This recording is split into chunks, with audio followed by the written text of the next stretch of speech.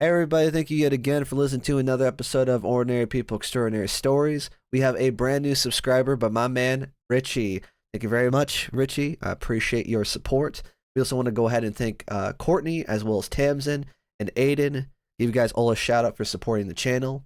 If you guys are interested in also supporting the channel, feel free to click the link below in the description to our Patreon, where you will have access to additional episodes, extra episodes, and extra bits from the show that we don't put on our Spotify and our YouTube channels. Now, with that being said, I'm going to start talking, and you're going to start listening to the next episode. Here we go. Well, hello. Welcome to another episode of Ordinary People, Extraordinary Stories. Now, today we're grabbing our parkas and maple syrup bottles, and we're heading up to the great north. That's Canada, folks, to see my good friend, Mr. Tyler Foley. Now, Tyler has truly done it all. He's acted, he's done stunt work, he's an author, he was even a flight attendant at once. But it's him as a person, is what I really love about the guy. You see, on today's episode, we get to learn all about his journey as an actor, but also what it was like writing his book, The Power to Speak Naked, a helpful guide on how to publicly speak, but also why it's so important to tell your story. And, well, we here at OPESpodcast know a thing or two about telling stories, so without further ado, let's get into it. So, if you're ready, sit back, get bundled up, scan some thin ice, and get ready, all-star, for another ordinary person with extraordinary story.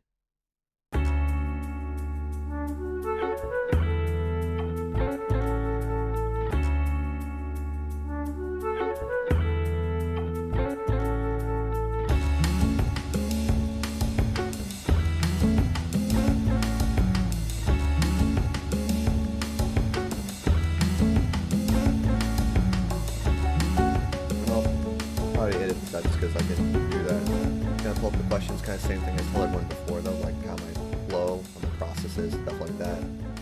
So, if you have questions, I'll answer anything else. But how this goes is I'll have like a fun little conversation.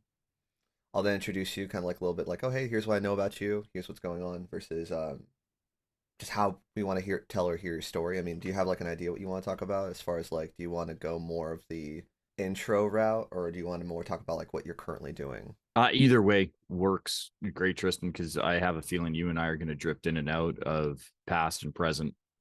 So, however you want to structure it, I'm not married or tied to anything. So whatever's going to serve your audience best. But I am. Man, you're lying already, dude. You just told, well, your bio says you're married with kids. So Yeah, red flag, man. Come on. I got it. Because you said you weren't married to it. A little awkward joke there. All right, okay. I guess we can talk about what we did this morning. So to kind of prep a little bit. So I got paid this morning. Kind of do like a little, I guess a little ritual.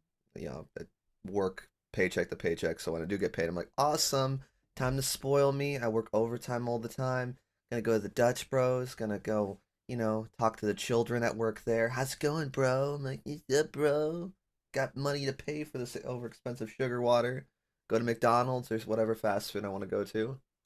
But this morning, I don't know why, because I know you're in your 40s. Do you have like a preference as far as like favorite cartoons, or did you do the cartoon thing as a kid? Oh God, yeah. Yeah, I grew up in the era of Saturday morning cartoons that were specifically targeted me to advertise every toy that I could ever possibly want to buy. Thundercats is probably the one that I gravitate to if I had to pick a favorite. Okay. But that is closely followed by both Transformers and the original Ghostbusters cartoon versus Dude. the real Ghostbusters Okay. cartoon when they changed voices and changed animation styles. Exactly. Actually, yeah, I not a lot of people bring up the Ghostbuster cartoon. I loved it. And I'm sorry, I was even a sucker for the real Ghostbusters, but then I think when it's like Yeah. Slimer got involved into it, I'm like, ah.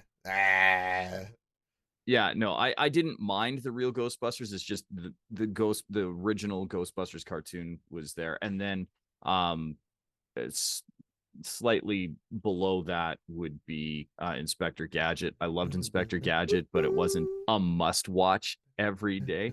It would that because that was an after school Okay, cartoon. Like you'd get home after school and it would be playing at 4:30 on interesting. TV. That's I also have. I think after school cartoons have like their own little category because it's Saturday morning, obviously. But for me, I have my own list of like, okay, no, no, no, that was the time zone here. We got this, this, this. I brought it up because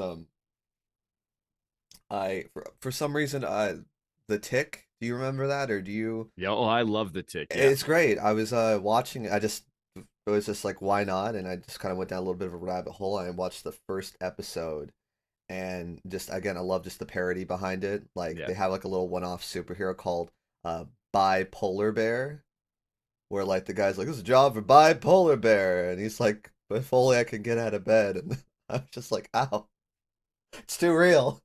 Yeah, I liked Ren and Stimpy too. For that, Darkwing Duck. Okay. Do you know what's an underappreciated cartoon? Is Gargoyles. Mm. I loved Gargoyles, but I'm also a big fan of Jonathan I Frakes. wouldn't say underappreciated. Oh yeah, I well yeah no and dude yeah, that's what I'm saying. I've heard nothing but people like it, and it's like very dark, and also like it dealt with some tough subject matter. I think they had like a gun violence episode. yeah. They had a lot It's of issues, particularly with Disney, because Disney wanted, obviously a kid's cartoon, and this was one of the first ones when they're well, we could actually speak to an older audience and do something. They had some really, really dark storylines, but it was just so well constructed. I think it was one of the first children's cartoons that were not purely episodic, where right, it wasn't the adventure of the week. right, It wasn't gummy bears bouncing here and there and everywhere. It was the exactly. gargoyles, and they there was a story arc, that an overarching story that went episode to episode and episode and carried on. And so for that reason, I think there's a lot of folks my age who were introduced to it who can go back and appreciate it and have a nostalgia, but also have an ability to look at it through an adult lens and go, that was brilliant and genius and ahead of its time. Yeah. Absolutely, and the fact that like they didn't like baby its audience. They again, it was kind of the whole you don't Yeah. have to be so silly or kid Yeah. focused to be just a solid animated show, or almost like a Batman animated series. So the whole like it's they're they put quality into it, and you can rewatch it again, and you can see that. Well, good morning, everybody. I hope you also got your breakfast ready and watched your Saturday morning cartoons for another episode of Ordinary People Extraordinary Stories. I have my good friend here, Mr. Tyler Foley. Tyler, say hi. Hello, everybody out there listening. It's a pleasure to have you with us today. I hope you have a change of pants because that's yeah, this smooth velvety voice is going to be accompanying us on this episode for just a good couple of hours, maybe a good couple of minutes though. He's got quite the story to tell. Another pod match guest, but I'm actually going to pull up his profile and tell you kind of like what appealed or like what made me like I have to have this guy on here. I mean, again, we've talked about this a little bit in our message, but just you have a great energy, even just reading just your profile. But like, I saw it and I'm like, okay, this guy seems fun. I gotta get him in the mix. Well, and I think we had an amazing telephone conversation. I think our 15-minute discovery call was like 45 minutes long. Exact, and you're the longest person, and that's a compliment, absolute compliment. And just again, it's great energy. But okay, so I'm just we'll read it for a little bit for everyone who can't see the screen I'm staring at. But Tyler's story is truly remarkable. From stuntman to safety professional and actor to engineer. I mean, Tyler's truly done it all, and he currently teaches. Well, I mean, would you consider yourself a teacher, or is it more like a because you more you MC seminars, but you also lead. Like, what would you consider your job title for what you do now? Oh, if I had to pick a title, I'd be facilitator. I facilitate growth and change, and educating people who are coming to my seminars. And we're barely scratching the surface of the man that is Tyler. He's also a New York Times best-selling author with his book The Power to Speak Naked, which I mean, again, I just can't wait to get into that in today's episode though. But like I'm more of a guilty kind of guilty pleasures kind of guy. What really brought me that's I have to have this guy on here is because he's an actor, and one of his film credits for all the horror fans out there is Freddy versus Jason, where he is the camp counselor. I think in the flashback scene, was that it? It's not it's not a flashback, it's the dream sequence at the end, That's right? They have right. to That's go right. into Jason's dream to fight Freddy. To lure out Freddy so they Yeah, can then grab Freddy, yeah, and they have yeah. that really, actually kind of badass scene at the end where it's like, man, I was waiting an hour for them to get to this tang point. So yeah, and that's Tyler's story. But I mean, again, getting to Freddy to Jason to facilitating to author, I mean, lot of loops, a lot of turns, and I can only imagine like you the road to those successes probably wasn't a very simple A to B roadmap. Probably had a bunch of winding turns. Oh yeah, from starting from the beginning, it's a very circuitous route. When you look backwards, it's very straight. It's mm, linear in hindsight, but going forward, there was a lot of cutbacks. I think that's a great way to start. Let's start at the beginning. I think you actually mentioned, well, first off, thanks for coming on the podcast. Thank you very much. It's my joy and my pleasure, What Tristan. let's start at the beginning. You mentioned you were an actor, like you acted as very young. How old and like what was it and what brought you to acting? Were you just like, "Mommy, you saw Home Alone and you're just like, "Man, I got to get on this child acting thing," or like what happened? Home Alone came out probably 6 years after I was already in the business. Oh shoot. So if anything, Macaulay Culkin stole your gig. Yeah, yeah, yeah. Jerk. Just kidding. He's probably really nice. And then his brother got the better gig too because he is so good on Succession. Succession. Yeah.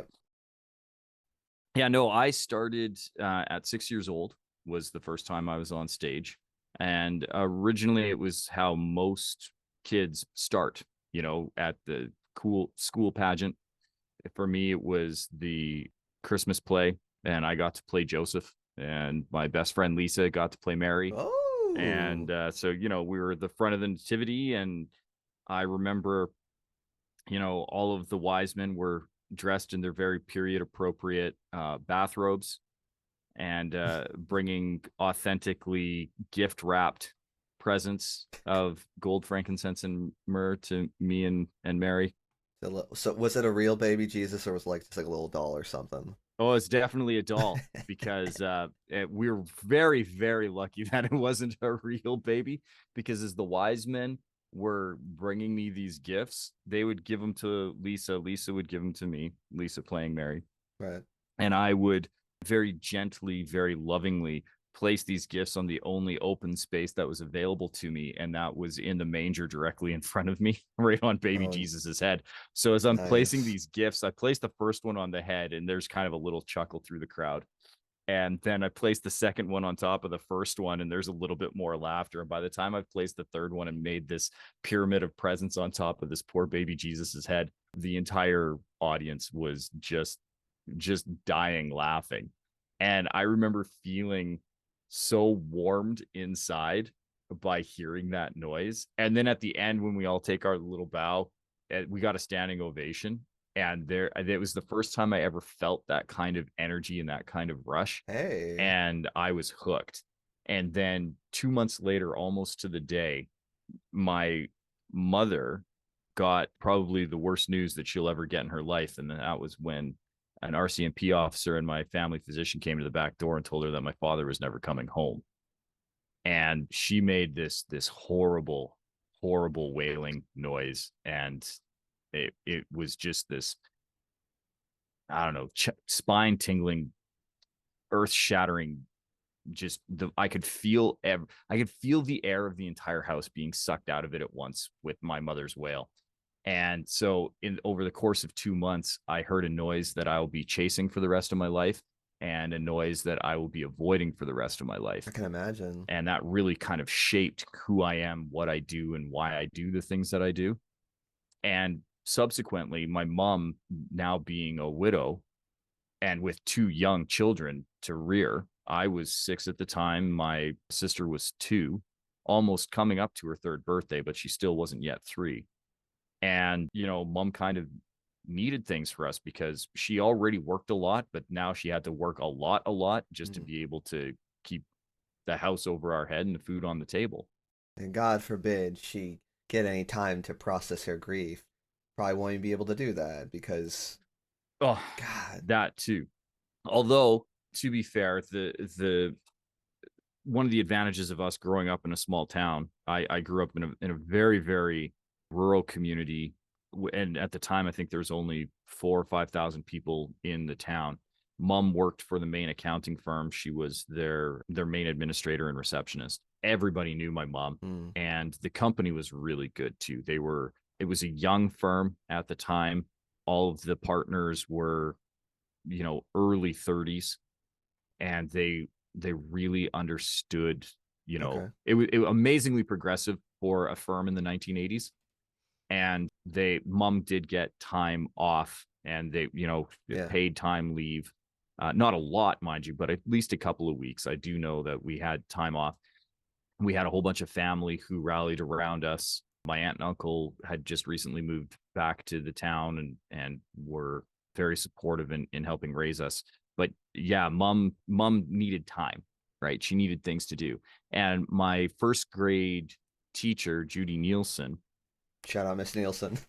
had recognized that I really enjoy production, and I really enjoy the limelight, and that's never changed. I mean, and the funny thing is that's just a thing that she tapped into, but she wasn't the first to notice it. Even at 3, I was that kid who was like, look at me, look at me, look at me. The family would come over and I'd put on the little magic show, or I'd do a puppet show, or I would do something, sing, dance, whatever, try to play the piano until I actually learned how to play the piano. Good So on you. there's so many aspects that were just screaming, Tyler wants to do this. And at the same time, Judy was encouraging me to be in the school productions. My uncle, who worked for the city of Calgary, and he worked right at town hall. Right across from town hall is our main arts complex. And my uncle is a perennial bachelor. He does not cook. His idea of cooking is finding the closest restaurant in the phone book and then dialing it. That is how Bob cooks. There you go. And so he was out getting lunch, and he overheard one of the casting directors for the main theater companies complaining about how hard it was to find a Tiny Tim. And how hard is it to find a tiny boy to say, "God bless us, everyone"? Everyone. I could fake a limp. And he was like, "Well, how tiny do they need to be?" And so he took her card, and so he was phoning mom around the same time that Judy was like, "This is a thing that Tyler could really do." And I don't know, one thing led to another. Next thing I knew, I was, working on stage, and then that progressed into later teens doing film and television. And as you had alluded to, once I got into my 20s and was on my own and doing my own thing, I discovered the joy of being able to do stunts. So I wasn't a stunt man, because I know a ton of incredible stunt professionals. And Nick Barrick, if you're listening to this, I appreciate that you are a way better stunt professional than me. And that's my nod to you, sir. Shout out Nick Barrick if you're listening, hopefully. But I know that I was very lucky to be surrounded by incredibly talented people who encouraged me to do some of these fun things. So I got to do a couple of high falls, and do some stunt work on some really cool projects. I And think you that said it was like 9 feet or like nine stories. six stories, between 6 and 9 stories. The one that I enjoyed the most was a 6-story high fall into 8 or 9 layers of cardboard boxes. It was just a Oh my really, goodness. really fun gig. Yeah, What a rush. Would you say was probably your most like, I guess, your favorite stunt you've done, or at least the one you kind of brag about? it is. Yeah, it is the favorite. It is the favorite stunt that I've done. I've done, some stage fighting stuff, some special skill stuff where, you're not quite doing stunt work. You're like dressed up paramilitary or military, and you're carrying a firearm but not shooting it, or if you're shooting it, there's nothing in front of you, kind of thing. I've done some ratchet pulls, some precision car driving, but the What's ratchet pulse, if you don't mind me asking? ratchet pulls. So if you've ever seen a movie, particularly prior to the push for CG background, and Okay. particularly like the sci-fi ones, and you have somebody with superhuman strength. So whether it's a sci-fi movie or the earlier like comic book adaptations, I was gonna say like superhero movies. Okay. yeah, something with superhuman strength, and they're gonna go and they're gonna hit somebody, and they hit them so hard that they fly like obnoxiously quickly high up and far back. Mm.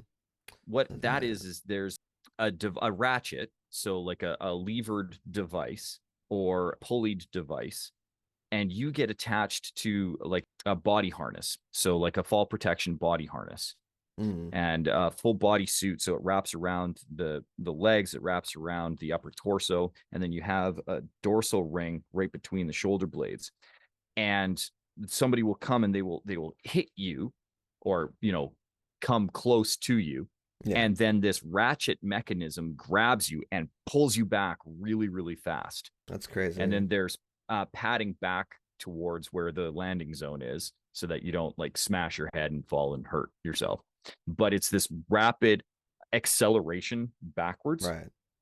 and so it kind of puts you into this semi-C fetal position, and you kind of just go for this ride in a half a second and travel anywhere from 10 to 20 feet backwards. And it's funny because like you're doing a job, you're trying to show when like you just got hit, but like I feel like the inside like my mind I'd be like That's wee. exactly the noise you make. Yeah. Yeah. No, your mind makes that noise. That's awesome. That's great. Okay, so but there's the other stunts you were getting at. Thanks for clarifying because that just sounded cool and yeah, no idea what that was called. So now I know Yeah. ratchet pull. All right. But you said that maybe there was another one that you were like real particularly fond of or you're really proud of stunt that you did. Well, it was yeah, I did a 6-story high fall, and that one was fun because I got called during pre-production for it. Hmm. So I had almost 3 months to prep for the stunt, and worked really closely with the stunt coordinator and a lot of the stunt assistants. Um, it was one of those things where I was just at the right place at the right time, training with a couple of these guys, Rick and Lars and Nick, I think, was there too, and they were. I'm a small guy, so when you push me out of a window, the fall looks bigger just because of scale. Mm, It's not, okay. but it looks bigger. So they ended up having me double gentleman who actually is close to my height in real life, but they do everything they can to make him look taller. and uh, and so Okay. Okay. they couldn't get one of the bigger guys. Most of the guys who were doing the high falls quite were taller than me anyways, so 5'10" to 6'1", and I'm 5'7.5", 5'8", Really? about You 100. got like Yeah. 6 foot But energy, bro. Like when I was watching your oh, I YouTube, know. I was like, he's a tall boy. You could have fooled me. Heck yeah. Yeah, yeah. No, it's amazing. The camera adds 10 inches. So but I got to it's again, it's that sense of scale, right? And so most of the stuff that you see me on YouTube, yeah, I'm on stage and they're shooting up at me, so I look bigger. But and that same thing with this high fall, because the camera is shooting from the ground up, and there wasn't a lot of pan with it. It was just a straight fall into the lens, and it was just a fun thing to do because you know usually when you get a little bit higher than that, like it's basically the highest fall I could do into boxes before they would have had to switch to an airbag, and I don't Mm, like airbags. right. I am actually really afraid of airbag high falls. Mm. Can you elaborate?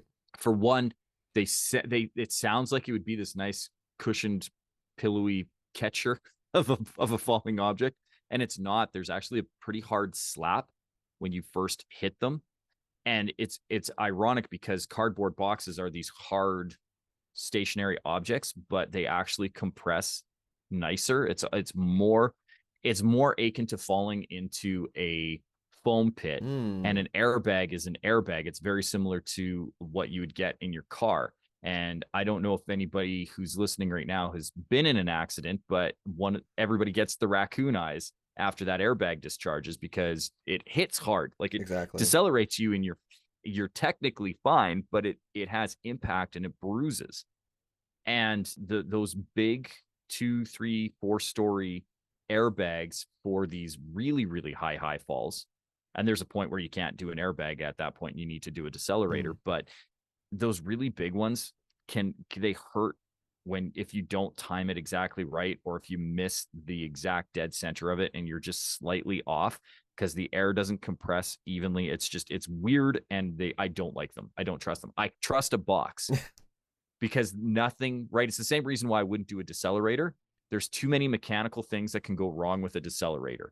And when that is the only thing keeping you from hitting the ground at terminal velocity, you don't want anything to go wrong. But the cable could snap, the gearing could snap, the weighting could be miscalculated. Like, there's so many things that can go wrong with a decelerated cable fall, where the guy messing with it could just be having an off day and mess you up. Yeah. And cardboard boxes are cardboard boxes. That's the other thing too. Like, if the airbag, it's hard to tell if the airbag is properly inflated because it's going to look the same no matter what. Interesting. Where I know that from 6 stories up, I will punch through 5 to 6 layers of boxes. So you stick 9 down there and I have redundancy. The other thing is 9 layers of boxes, because they're like 18-inch by 2-foot boxes. You're maximum 16 feet in the air. And that versus a 2-story or 3-story airbag. And the airbag takes a lot to get in and set up and make sure there's no punctures. If something goes wrong with a box, you pull it out and you stick in a new box. So it just, for all those reasons, I like doing the box falls better. And I didn't do them a whole bunch. So I'm sure the guys, there's somebody out there right now who specializes in high falls and that's all they do.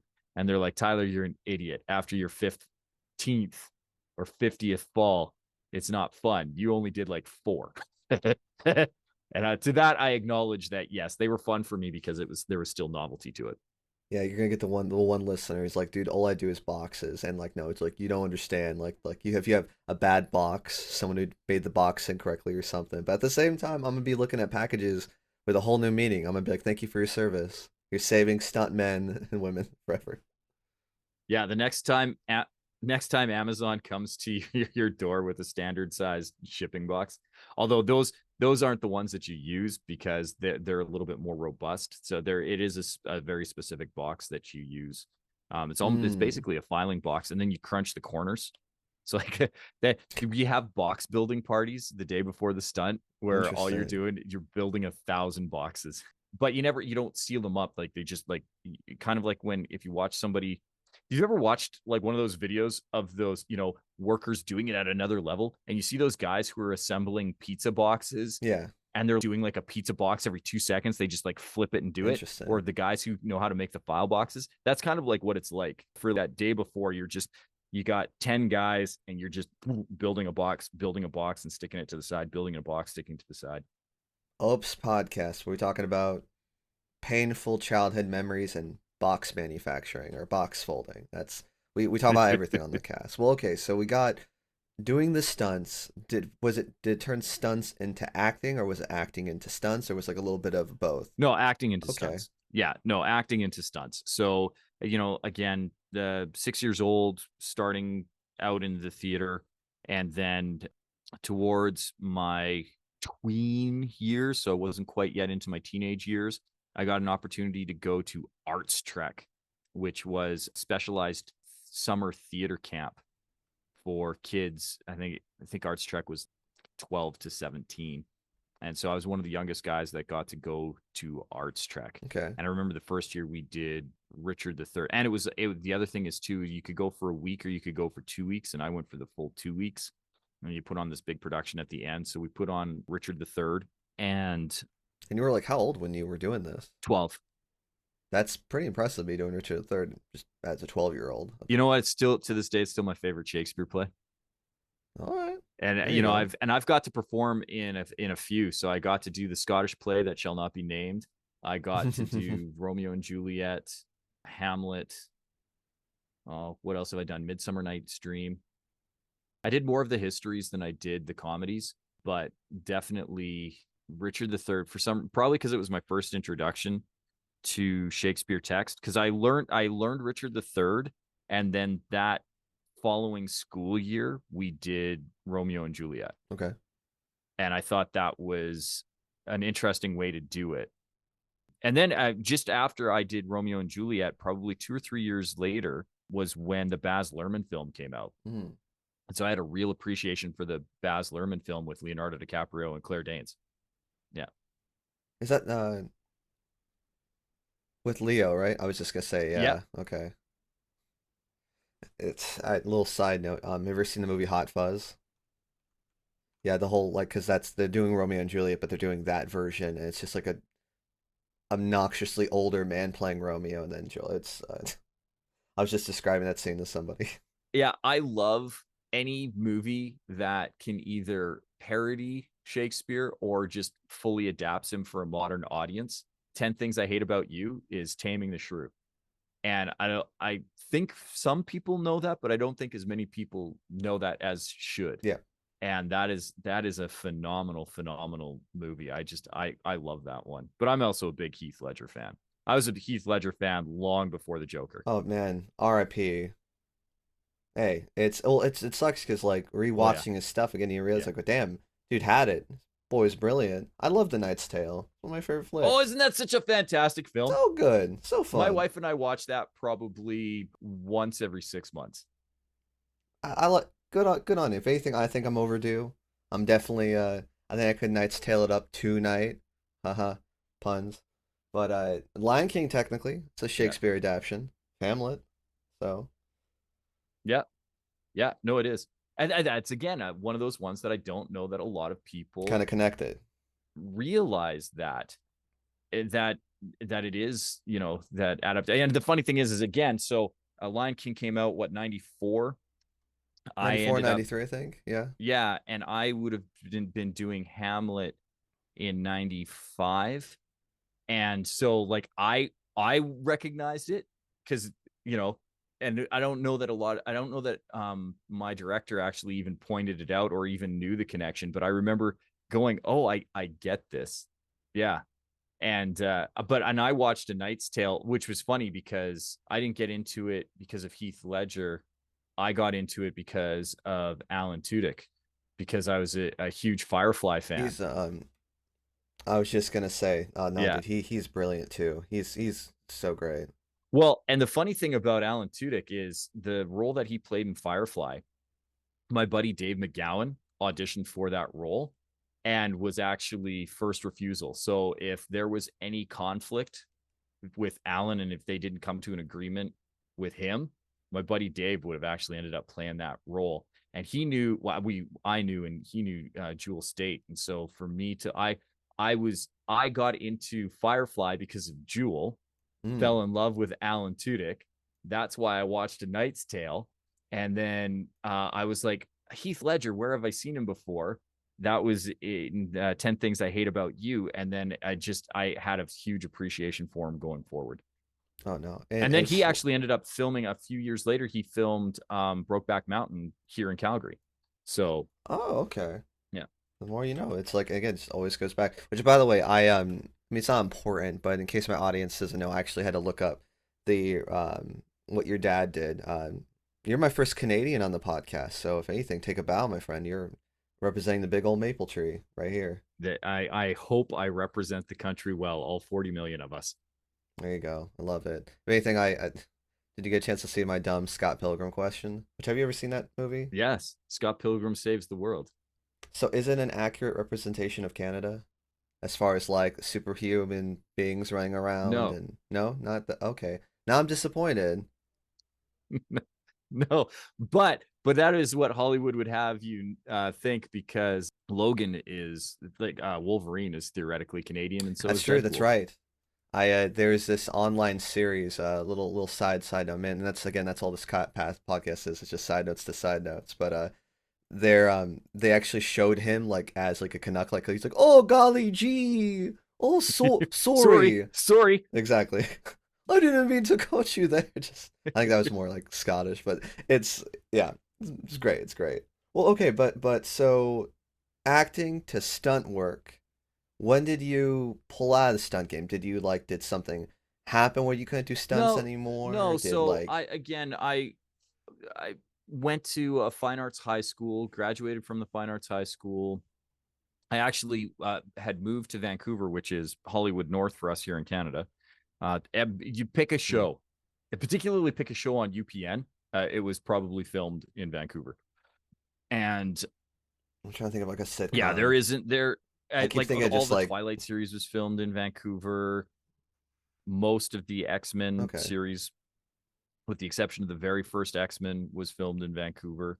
So what ended up happening was I had the fine arts high school that I went to was very experimental. And so they were on the Copernicus system or the quarter system. So instead of having like 2 semesters, you Hmm. had 4 quarters. And so you'd have only have 2 classes a day, 1 class in the morning, 1 class in the afternoon. If you had a spare, you had either the whole morning or the whole afternoon off. It was really geared Hmm. around performance and putting on this main stage production at the end of the year. So I'd end up. I also had distance learning. One of the, I'm a Xennial, so I right on that cusp of, is it Xennial? Generation X and Millennial. Yeah, the Gen X and the Millennials, where you're like, I grew up on an analog household and finished in a digital era. Mm. So I'm comfortable both ways. Like I know what a rotary phone is and how to use it, and I remember dial-up internet, but I also appreciate high speed and can code and Oh my understand God. Right. computers. Never want to go back. So That awful yeah, screech. so when I was graduating, distance learning had always been a thing, but you would get like mailed packets and stuff like that. But Hmm. you could now start to do this distance learning online. So I'd actually moved out to Vancouver and I finished my high school the last 2 months of it because it was the full quarter. I actually finished my last Right. quarter through distance learning while starting to perform in Vancouver. And so as I started to Hmm. meet people in the industry and have significantly quicker and more frequent exposure to the business was how I started to meet some of these stunt guys. And then I started training with the stunt guys. And so I think I did my first stunt when I was 18 or 19. And I Which, knew wow. stunt guys growing up in High River because some of the ex Chuck Wagon guys had become stunt coordinators and they were my cousin's neighbors kind of deal. So like I knew stunts and I'd done some horse wrangling while I was Hmm. here, but nothing, I had no credited stunt work until I got to Vancouver. And then that was really, it was just a fun thing to do. So I was an actor who did stunts.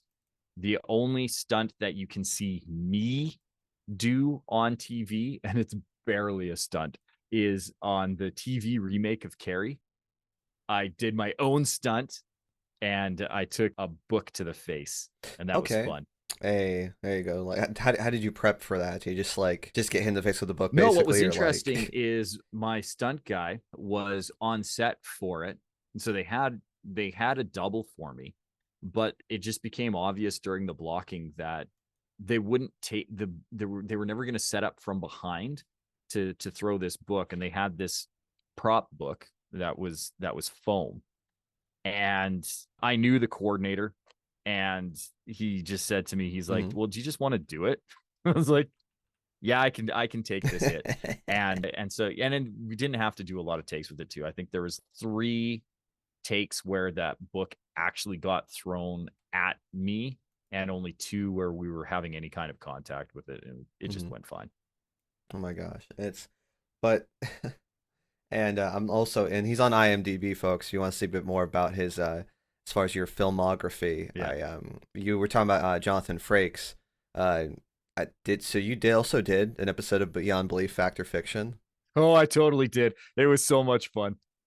So like, cause I was looking, so like did you star in an episode? Were Yeah. you an extra on an episode? Cause it looks like season one, the screensaver, which I'm gonna try to find the episode when we get off the call. I'll be like, hey, I saw your Yeah, episode. no, dude, it's a really fun episode, and it's one of my more favorite roles that I've done. And yeah, no, it was not, I'm not an extra. So anything on, here's the thing, anything on IMDb, Mm-hmm. it's not extra work, except for recently I've noticed it more and more. So it used to be the only people who could put information into IMDb were the production themselves. And now it's opened up, and so actors have Really? the ability to self-claim credits, and it's so frustrating because I can see, Okay. particularly with the work that I do, because it's fairly regional, right? I'm not working in Vancouver anymore. I'm not working in LA Mm, anymore. I'm working in Calgary, Alberta, Canada. So we only get a few productions here every year, although we were getting bigger ones. So The Last of Us filmed up here. Under the Banner of Heaven was up here. So there's some pretty decent Fargo films up here. So right. there's some good film that's coming up this way, but it's still not to the capacity that, some of the larger centers are. And so you will get a lot of extras, or people who are quote unquote in the industry but don't understand the etiquette of the industry. And so I'll, like, right Right. now, I've done 3 productions this last year. None of them I think I can talk about yet because of my Mm, NDA, because they haven't been released. But so I know to look them up on IMDb, and I can see people who have claimed credits on them that I okay. know for a fact were just Mm. extras. And so you know that they're just an extra because it'll be their name and then it'll be like townsperson uncredited. Ah, that explains what that is. And you're like, dude, you're an extra. And it actually really pisses production off. It's a fast way to get That's blacklisted and hilarious. actually not get cast. So I would never do it. So the IMDb, what you see on the IMDb is, I had for a long time, because it was drilled into me since the late 90s, not to touch your Right. IMDb page and to let production do it. And so there's things that that are not included on that. My actual resume is very, very tiny 6-point font so that I can fit everything on it. And the IMDb page covers off about 25 to Oh my 30% of my God. work, because what you don't see on there is any of my stage productions. You don't see any of the commercials that I've filmed. And that's only about 65 or 70% of my Oh, film and wow. television Okay. work. Man, it sucks because yeah, it just does, I don't think it does you justice because there's just a handful of stuff here, and I mean it's and funny we even brought up the fact that people getting blacklisted and putting themselves as uncredited though, especially with we're talking about like the writers' strike though, and I Yeah. heard something about that they're trying to scan people's faces and then project them through artificial intelligence in the back. So it's like they have your picture, but it's like as far as like then they can just put you back there, and then again they don't need to hire anybody else. They just have a amalgamation of you and a bunch of other people, but it's they're not getting uncredited, they're not getting paid for it. It's a slippery. So it's safe to say you don't do acting or Hollywood stuff anymore, right? You got out while probably the getting was good. No, no. So I did retire at 25, Okay. because you're right, 20-year career. It was time for me to move on, and I did. I retired from acting, took all my residual money, and one of the things when you're a young performer, Okay. at least before 18, 75% of your paycheck has to go into trust. Oh wow. Okay. And my mom, being a very smart, financially sound woman, set up a really good trust for me, so that first of all, we got really good interest, and was well done. She was setting it up initially in the 80s when, interest rates were like 19%, and she was able to My lock in my God. trust interest rate, I think, at around 15%. And that didn't Incredible. change because it wasn't tied to the interest rates for the time. It was tied to the interest rate when you opened the trust. So I was making Hmm. dope interest. I was beating the market every year. And then we were constantly contributing this 75% of my paycheck. And it wasn't a big sum, but getting that interest really helped. And my mom locked it in until I was 25. So she had the option of 18, 21, or 25, and she locked into 25 for the full thing. So I actually didn't go back to school until I was 28 years old. But Mm. I had my trust unlocked at 25, and I knew that I was going to go back. So I ended up getting an engineering discipline. And then fast forward. That seems like such a opposite though. I mean, going from being front of the stage to doing more kind of mechanical technical side of Yeah, things. but I specialized in a really artistic part of a very specific thing. I specialized in geomatics, and specifically photogrammetry, which is just a fancy way of saying picture Okay. maps. So anybody who's ever turned on satellite view on Google Earth, that's what I did. I made Okay. those, what they're called, ortho photos. So they're pictures of the Earth with the terrain relief. So the 3D part of the Earth is actually taken out, and you flatten the model so that you can see it flat on a page. Which is, by the way, why I absolutely Mm. love hearing flat Earth guys come and try to talk, I assure you, if the earth were flat, my job would not have been such a pain in the ass. And I wouldn't have had to know all this math that I need to know. That's The earth, hilarious. unfortunately, if there's any flat earthers listening right now, I promise you it is round. And I'm not a globetard. You just need to get a little bit higher into the air. I have seen the curve of the earth. I gotta see about like that might be the name of the episode. I don't know. I'm not a globetard. That's such a good line. I support that. Go ahead and make that. There But you go. when I finally had my daughter, because one of the businesses that I am still currently involved in, I have partial ownership in a talent agency, and that talent agency specializes in child actors. It's actually Okay. my former agent who represented me, and when I had gotten successful enough, I had bought in as part ownership into the agency. There you go. And so when my daughter was born, having worked in film and having worked with the agency, I know that a child's cuteness is very subjective. Every parent thinks their child is cute, but not every child is. And so when my daughter was That's born, I'm like, hilarious. you are the most precious, most beautiful little alien thing I've ever seen in my entire life. With love. I still love And you. I was like, I don't know if you are actually as cute as I think you are. So I Right. literally had to take her to my agent. And she was like, oh my God, your daughter is beautiful. We have to get her in film right now. Bless her heart. Okay. So the first thing that my daughter ever did, she was 11 months old. By the time she was 2, I had the opportunity to actually play her father on film, because we'd been taking her to so many of these auditions and we were getting them. And then, they every once in a while they would need a dad character, and they'd be like, well, why don't you play her dad? I think was what my agent finally said. And I'm like, well, because I'm retired. She's like, you still pay union dues? I'm like, yeah, it's so that I get my residuals without having to pay an extra fee. Exactly. So she's like, well, you're paying, you just do it. And I was like, fine. So I went and auditioned, and then me and my daughter got a commercial together. And as soon as the casting directors found out that I was back in the game, I was back in the game. It's the mob, Tristan.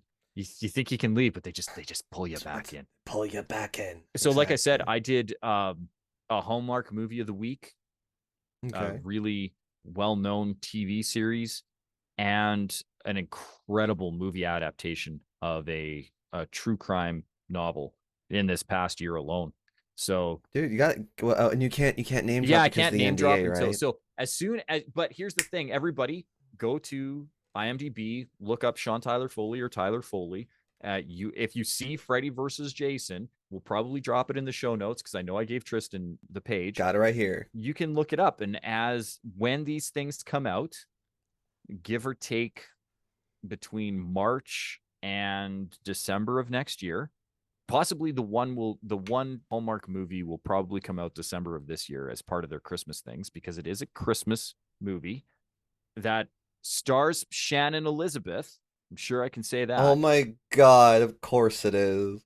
Dude, I'm excited. Once that comes out, Ooh. then it'll be on my IMDb Okay. page, and then I can talk all about them. But Oh, dude. I mean, I know you're married, and I'm married too, and I love my wife very much, but she's a babe. I love do you know this, what? like, I've worked with Shannon Elizabeth 3 times in my life. So on the original Scary Movie, and then 13 Ghosts, and then wait. You were in both? yeah, but not so. I did on Scary Movie. I was the stand-in and photo double. I was the main stand-in and photo double for the main character. I can't even remember his name right now. The boyfriend that's dating the okay, the one with that's dating Anna Faris. Yeah. And then 13 Ghosts, I did not stunt work, but I helped the stunt team, and I was a stand-in, uncredited stand-in on it, because I was a utility stand-in. So usually with the stand-ins, the main 2 guys or 2 or 3 guys or girls get the credit, and then if you were a utility, you don't do it. You just don't get credit. It's basically extra work. So I have a ton of, like, that's my point. I have so much stuff where I was utility this or a stand-in there. I did the MPV movies, the most valuable or MVP, the most valuable primates. I did all of those MVP movies as a stand-in. And what's really funny is the other stand-in, Evie, who is an absolute gem and an amazing human being. She's credited for her stand-in work on it, but I'm not. And I'm like, come on Come now. on, man. After 3 of these, we were a family, and I don't have my credit for it. So I worked with Shannon on both of those ones, and had met her and conversed with her. And then when we did this movie here in Calgary, she's looking at me and she's like, we were in between takes, and she's like, this will sound really weird, but do I know you from somewhere? Yeah, Hilarious. we worked in Vancouver This, together. this, this, and this.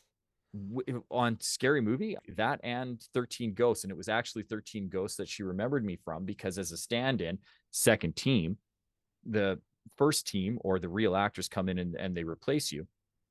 And for a couple of days, you're supposed to do gender for gender, but for some Okay. reason, I think Bonnie was the stand-in for Shannon, and she couldn't make it. And I'm wee, slight, and feminine, so they just stuck me in. So I was doing Shannon's stand-in work for like 3 or 4 days. They eyeball you a bit. They're like, you got a nice ass, son. Yeah, How do you feel like being? and I really do. By the way, I'm a goaltender, so like I have a nice tight bump. Okay. So, ladies, he's taken. I'm sorry. Get your hand out of your pants. Not That's today. right. Not today. It's well, okay, and I love that you did the Christmas, because okay, I'm so glad you still do that, because especially with the intro, you're talking about like the love for the stage. Because I used to be a drama kid. I used to do comedy every once in a while, but I totally get the whole when, oh God, when the attention's on you and you got them laughing or you got them just engaged. You're just, it's like, again, you're a plant and it's just the sun. You're just like, give me all the energy. Just it's great. And I'm excited because my grandmother-in-law, so my wife's grandmother, literally watches. I'm gonna say that garbage because I can't stand them, but I mean she just watches all the Hallmark Christmas movies. So I'm gonna be like, "That's the guy." There you go. It's my boy Tyler. Woo! Yeah. You saved that small business, or so.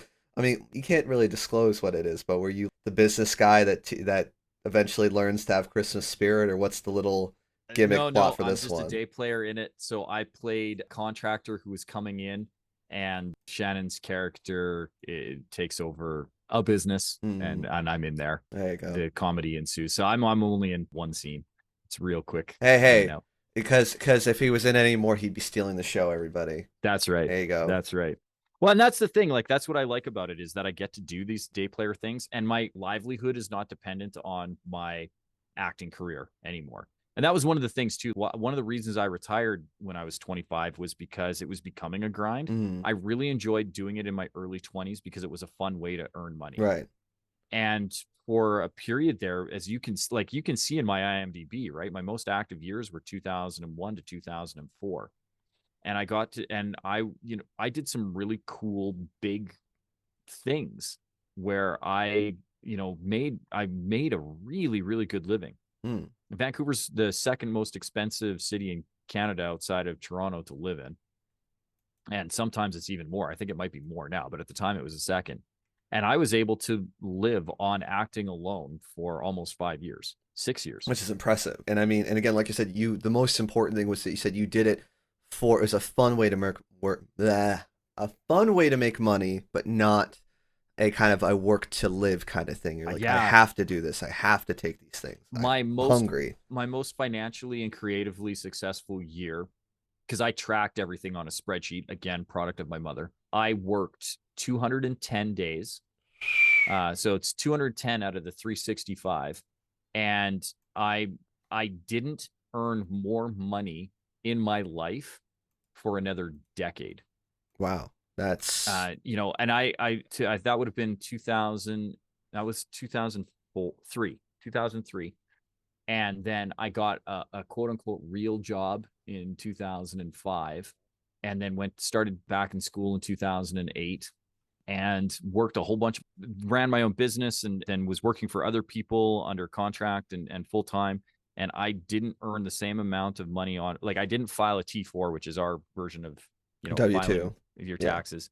I didn't file my taxes again and claim income to the same level until 2016. So over a Wow. decade Okay. was when I made more having a real job than that year acting. That's But the problem 13 with acting is years. it's up and down, right? Yeah. It's feast or famine. And I could see the famine coming, in around 2004 because I'd started to have done all the productions, all the TV series. I'd been in all of them. Yeah. And new ones that were coming online, I was at an age where if it wasn't specifically casting high school or early college kids, I wasn't going to have any kind of recurring anything on it. And there was a lot of guys my age doing stuff, and it was just, it had stopped being fun, and you had to like really get strategic with it. And it wasn't a thing that I was into anymore. But now, because I have my businesses and because I have flexibility with my time, I'm able to say, you know what? Yeah, I'll do this thing and work it into my schedule because I control my schedule. So to go and do a day player thing and hang out with Shannon Elizabeth or, some of these other people that I've gotten to work with is amazing. It's just a really fun thing that I get to do. And then on top of it, my day job, I still get to perform, right? Because I'm training people how to speak in public. I'm showing them how to tell their story effectively so that as business leaders and as authors, they're able to engage an audience and bring them in and make an interview entertaining or make a presentation entertaining. And so I still get that validation of being on stage and beating off of a crowd, Right. but I also get to give back in that I then get to place people that are in my crowd on stage and have them experience what I already know to be an amazing thing. And so that makes my life happy. We haven't even touched that yet, by the way. That's going to be, oh man, I'm excited to even go down that path though. So I want timestamps so people can kind of follow so far. So what year and how old were you? I think you said it was 24 when you retired. What year was that? Yeah, I was around, I was 24, 25 because I would have stepped away basically between 2004, 2005. My snap moment was that Christmas between 2004 and 2005, that Christmas break. Right. That's when you pulled out. Yeah. Then you bought into this child acting. You bought in as like a partner, you said. That made some money, but not nearly as much. And then you had to just work a bunch of side jobs to just pay the bills. The agency, I bought into the agency around 2010, 2011. Okay. And it's a nice little, I get share distribution of it every year. Okay. That's good. Yeah. So I bet it's a very like passive kind of income. It's super nice, passive. But it's not, oh, cool, I'm going to buy a yacht now. Yeah, no, it's nothing like it's definitely nothing like that. Yeah. Which is funny too, because like I get residuals from a lot of these things. Like I got my Freddy versus Jason residual last month. Okay. I think it was for $13 and change. So it's like, who wants to go to McDonald's? I guess. Let's go to McDonald's. Can't even get McDonald's anymore for $13. Oh God, I don't want to talk about inflation because oh man, the dollar menu, it's gone. It's RIP. It's just, it doesn't exist. Yeah. Well, and so this. Are you ready for I remember when it was. Sound more crotchety when you're doing it. Like you gotta 49-cent hamburgers, 59-cent cheeseburgers on Sundays, right? Was it just on Sundays? I thought that was that could be in a Canada thing because I remember specifically that I think it was like 10 cents. It was just stupid cheap where it's like, hey, just buy as many as you want. Yeah, I would, because I remember going and getting 5 hamburgers for $2.50, and then you could buy a thing of fries for $1, and then you got your drink. It was 89 cents. There you go. And for $5, I could get fries, 5 burgers, and a drink. Back and in my feel day. Disgusting about myself afterwards. Exactly. Now you spend $5. I think you can get a sandwich. You can get a sandwich, maybe like a cheap one sandwich and a drink. If there's tax, inflation's disgusting. Gotta love capitalism. Okay. All right. So I'm thinking when you partnered in, so I mean from 2005 to 2010, I mean, what happened in that kind of period where you got out of the business? And I mean, were you just... I literally ran away. Okay. So in 2005, I had so many things happen. I broke up with a long-term girlfriend who to this day is an incredible human being, but we were not meant to be together. Okay. Yeah. And so I had broken up with her. I was fighting with her parents because I had broken up with her. I had literally moved across the country. So I moved from Vancouver to Toronto. started working for one of our national airlines. I was living with my cousin in her basement on her couch. I kind of met my wife while I was in Toronto. Neither one of us, by the Okay. way, are from Toronto. And I was living in Toronto, but she was not. But I met her at the airport. And we were just friends for like 2 years after that. And I had actually transferred back. I requested a transfer to Calgary to be back home, kind of like get grounded. Mm-hmm. And so I had come back here, was working for the airline. I actually got fired from the airline. With that story, which you can get Yeah. into it though. Yeah, I got If you fired want. for working, which is hilarious. And so that was kind of it. And then when that had happened, I had I'd reached kind of like a financial bottom too. Guy had tapped out my RRSPs, which is our version of retirement savings. I can't remember what you Mm. got, what it's in the States, the RIF or something like that. Ira Roth, was Yeah, it? that one. Oh, Yeah, it's there you our go. version of your Roth. And the so I was just kind of trying to figure out what to do. And my wife, who again at this point was she still just a friend, or had we started dating at that point? No, we had started dating at that point. We'd started dating, and I had encouraged her to go back to school because she had dropped out of school to chase a boy, and they Mm-hmm. had broken up. And then my wife and I started dating. And I was like, why don't you go back to school? She's like, I can't just go back to school. I'm like, why can't you just go back to school? So she had gone back to school and she graduated. And watching her do her graduation ceremony, I remember one thinking, well, if Jen can do it, I can do this. It's not too late. If I'm going to tell her that it's not too late for her to go back to school, why is it too late for me to go back to school? Heck I yeah. have this fund that has been unlocked, but I still can't touch until I put it towards education. That was one of the caveats on it. Mm. I could have it for non-educational purposes if I was buying real estate, but I had to wait until I was 30 for that option. And so for me, I really had to think of what am I going to do? And so I looked at, these school options, and the school that my wife had gone to was an incredible one. And I remember watching the valedictorian and thinking, oh, this is a bad speech. and Oh and like man. the ego in me was, you could totally do that better, Foley. And then anytime I have one of those ego moments, I really have to challenge whether or not that is ego or if that is actual fact. And so I Mm. thought to myself, could I do a better job? And then I started planning out, well, how do you have to do that? Well, if I'm going to be valedictorian, I have to go to school. So literally the weekend after my wife's graduation, at this time she was just a girlfriend. The weekend after my wife's graduation, I enrolled at her school. I went Heck through yeah. the course offerings, found the one that met my needs, the photogrammetry, Mm-hmm. more specifically geomatics with a discipline in mapping.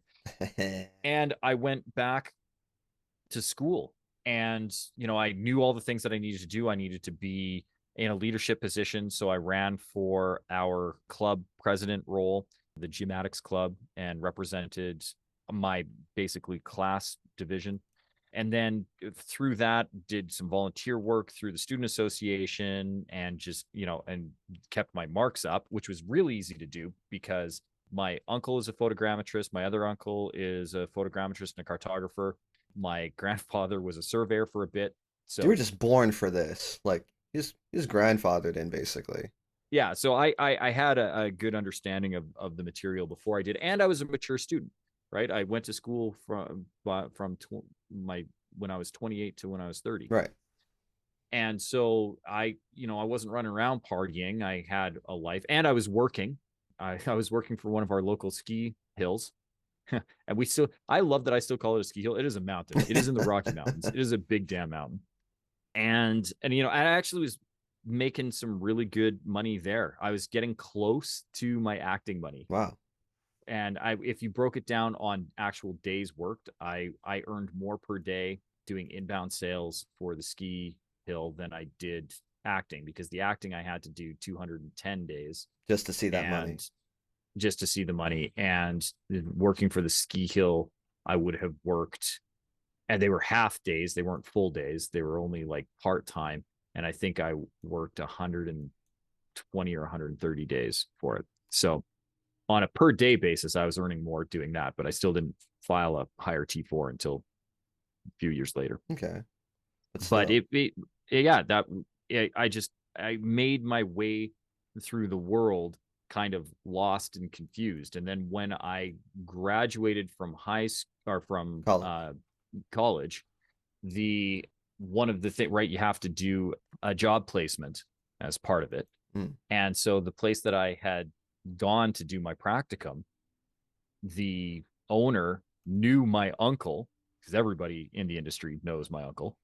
He's just the guy. I'm just imagining with like chains and like little open shirt with chest hair. He's like he's vaguely Italian, but probably not. He's like, "How you doing?" The hilarious thing is, if you could meet my Uncle Brian, he's the exact opposite of that. He's honestly one of the greatest role models in my life. He is such a humbled and reserved man and brilliant, just brilliant.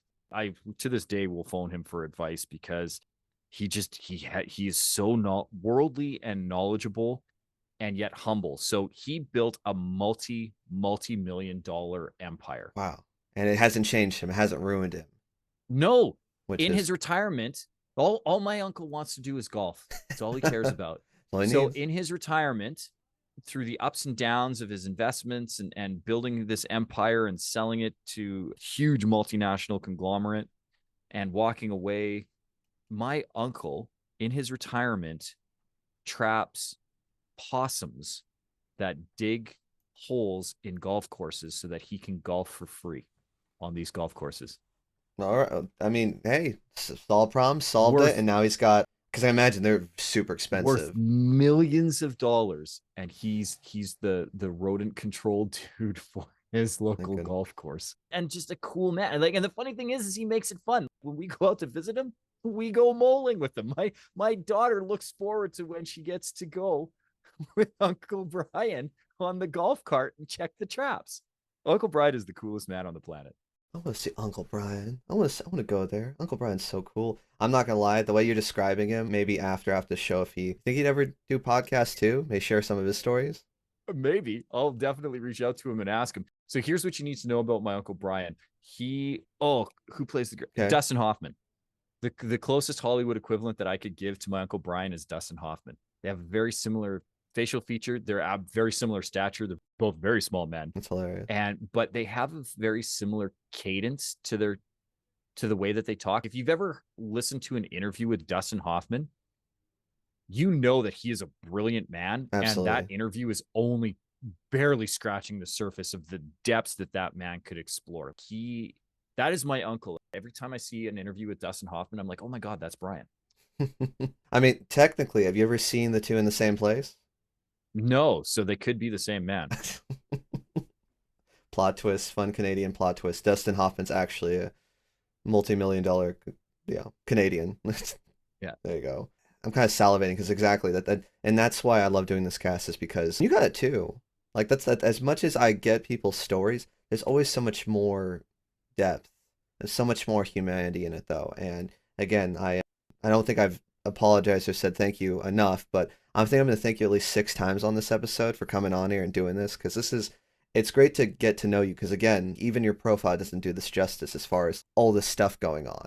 And I mean, just amazing the fact that if you even think about it, it was that guy who did kind of half-ass valedictorian speech, or just like he dropped the ball, that you're like, hey, I'm going to go to school. If anything, he probably did it intentionally bad because he knew you were on the fence about school.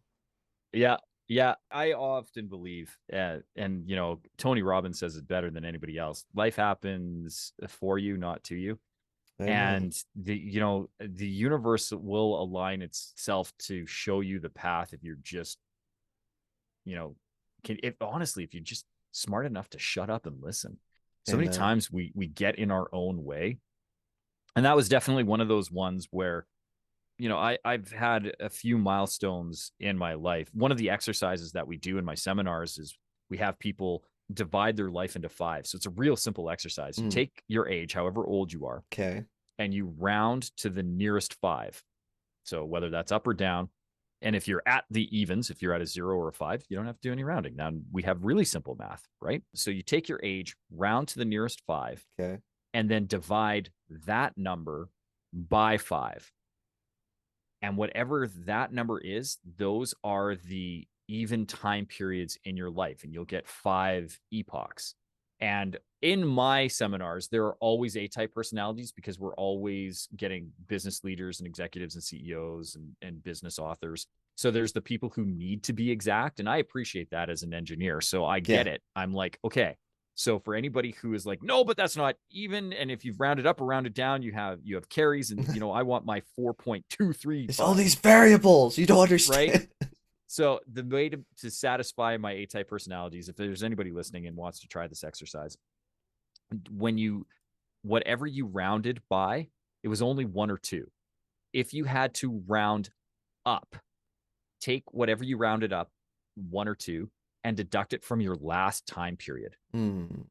And if you had to round down, so you lost 1 or 2 years, add that to your first time period, because your first time period, you probably don't remember the first year or 2 of your life. So give yourself a little bit of buffer to be able to remember more. You'll still be able to remember the 8 or 9 or 10 or 15, whatever years. Because if you had to round up, we're in our most recent epoch, you can probably trim off a year or 2 from this current one because everything is fresh and you don't really need to struggle to remember what happened in the last 5, 6, 7, 8, 9, 10, 11, 12 years. Right.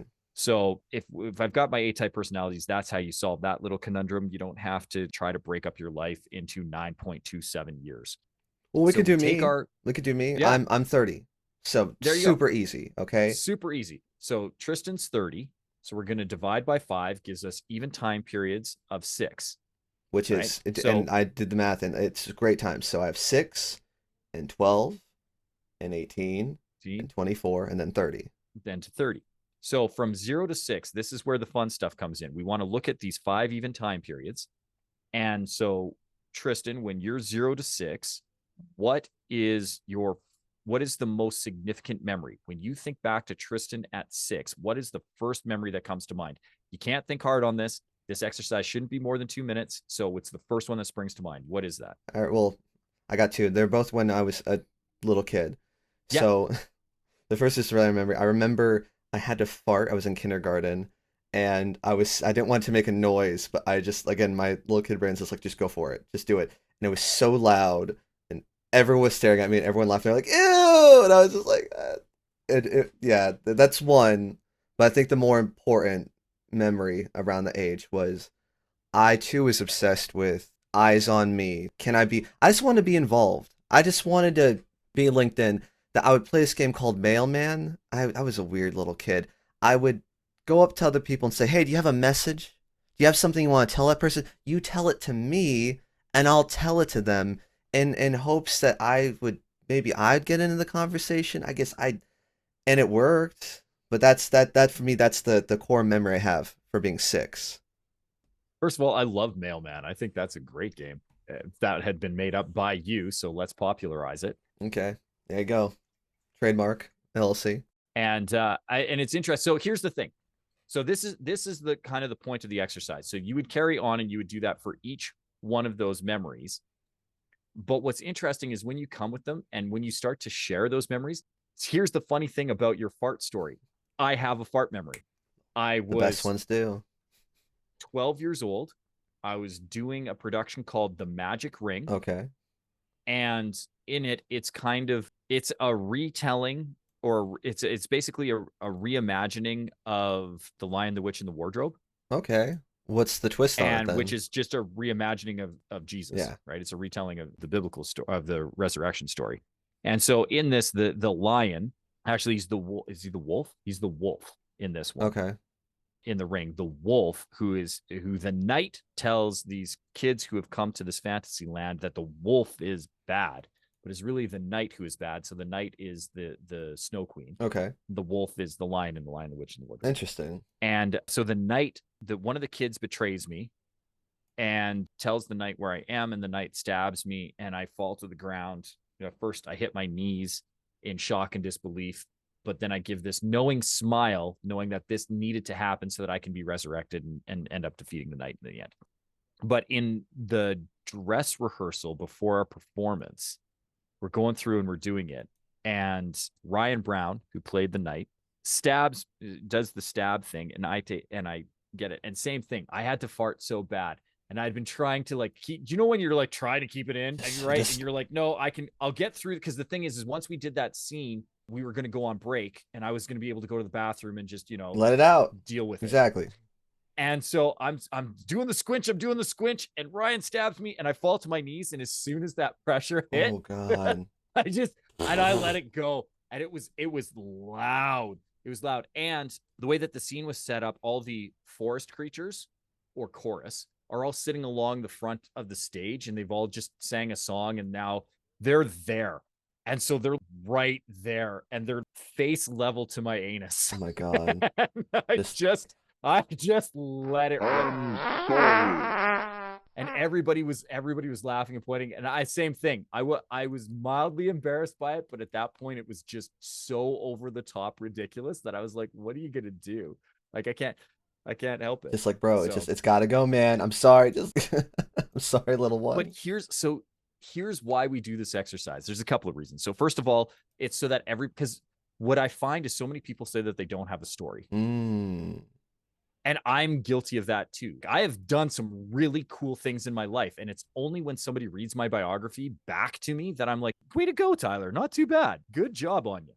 And so I understand this somebody else has done it bigger, better, stronger, faster, brighter, whatever syndrome. Right. But nobody has done it the way that you have, and nobody has done it to your unique circumstances. So when we do this exercise and we find at least 5 stories, and I like that you had 2, because for me, I have 2 at 6 years old as well. And it is the sound of applause and the sound that my mom made. Like those are my 2 core memories from that first time period. And they have profoundly shaped who I am. So when I go back and do this exercise, that's what I do. But the real work comes with the exploration. Why are those memories significant? Why is that core memory? And you started to do that exploration, right? The mailman one was because you wanted to feel included in the conversation. You wanted to feel a part of something that maybe you felt as an outsider before, or whatever it is. And so as you start to explore those themes, that's how you start to find your ideal audience. That's how you start to find the people who need to hear your message. Because we got to remember, the leaders are not the people who have the title leader. Leaders are the ones who stand up and say the thing that needs to be heard before anybody else does. Exactly. Anybody. And then carry that message to the point where it's like, okay, wow, now we actually can follow. Like there's somebody who knows what they want to do, or they're doing it. Exactly. And so when you share, as ridiculous as it is, a fart story, and I'm going, I've been there because I've felt that embarrassment of being in this public place and doing this very private thing that can't be hidden. And then you share the story playing mailman and this want for significance or this need to be included.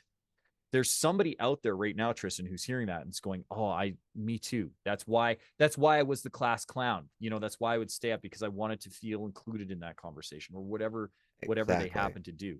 So this exercise is the foundational building blocks of all of my seminars, all of my private coaching work, all of the things that I do, because before I can work with anybody, if you feel that you don't have a story, I can't work with you, because my whole gig is showing you how to tell your story to a mass audience.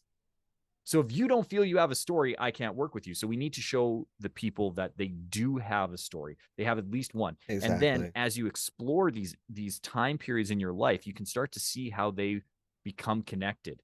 Because if you do this exercise all the way through and you do all 5 time periods, even if you only have one memory per time period, but as you start to do this more and more and more, you'll expand out. You can start to see how each one of these things influenced another. And if one of them were taken out of the equation, you would not be where you are today. And that's why when you asked at the beginning, I bet you your life seems very winding. It is if 6-year-old me were to look forward to 44-year-old me, there would be so many cutbacks and switches and roundabouts and this just massively circuitous path that is incomprehensible for a 6-year-old. But when I look back at 44 to 6-year-old me, it's a straight multi-lane highway that was speeding towards this destination. It goes down in that time thing where it's the whole thing. It's like, okay, here's my roadmap: 6, 12, 18, 24, 30. Yeah. And while we were talking, I was doing it for myself. 6 was the mailman story. 12 was went to a weird middle school, overweight, didn't brush teeth, just awkward, awkward, awkward. Met my wife, our very quick story. She had boobs and was awkward. I was annoying and fat, and that's she couldn't stand me. We made it work. It was excellent. 18, started dating her. Supposed to go to college, work the day job, taught me to be humble and work.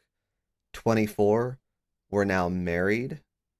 30, I've been in Portland for 3 years now, but I'm doing this cast pretty regularly, consistently putting out time. And again, I know all of those moments, just like you said. There's my roadmap. It's like I had to go through all of these to finally get there. And you even mentioned the whole build bigger, stronger, faster thing. That's something I'm still working on and struggling with it. That, like you said, there's always someone who could do it better in a certain way, but no one can do it the Tyler Foley way. No one can do it the Tristan Allen way.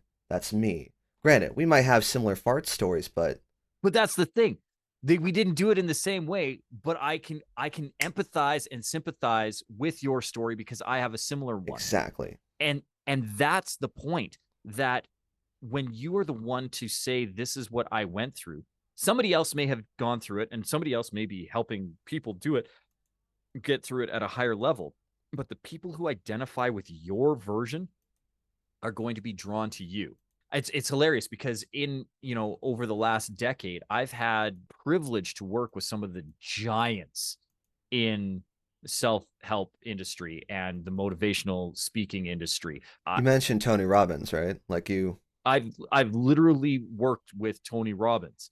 And as one of the perks of working these big shows with some of these big names is that you get tickets for friends and family to go see them, usually at a discount or free. So I remember I was working with an incredible human. Her name's Erin Sky Kelly, and she runs a program called Transformation Weekend. Shout out.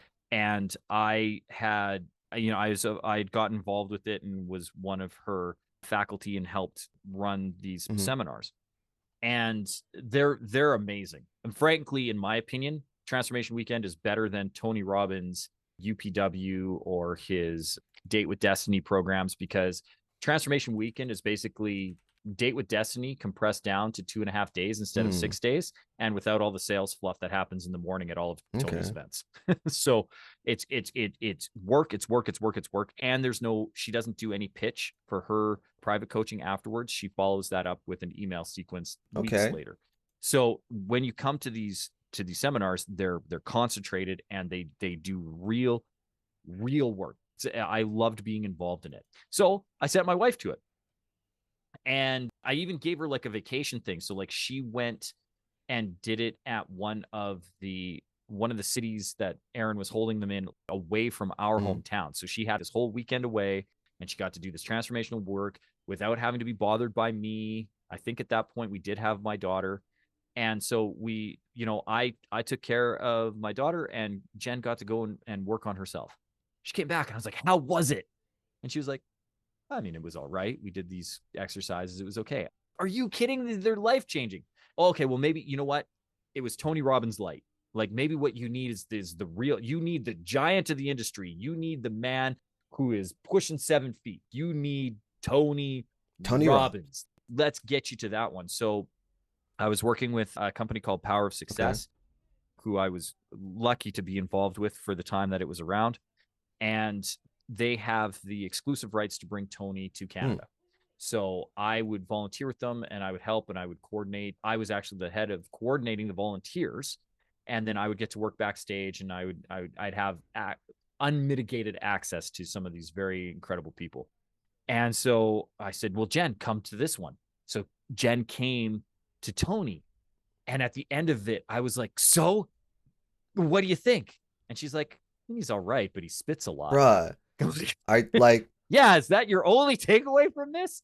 Are you kidding? And she's like, it wasn't a thing. But at that conference, because Tony was the headliner, but we have multiple people who come, there was another woman that had come. Her name's Nurka, and she is an NLP master. She does a lot of stuff with hypnosis.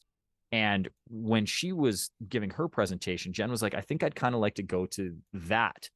And I was like, sure, I'll get you tickets. I can do it. So I talked to Salim, who was the event coordinator, who I was very good friends with and who ran Power Success. And my wife kind of liked to go to this thing. He's like, not a problem. We'll get her tickets.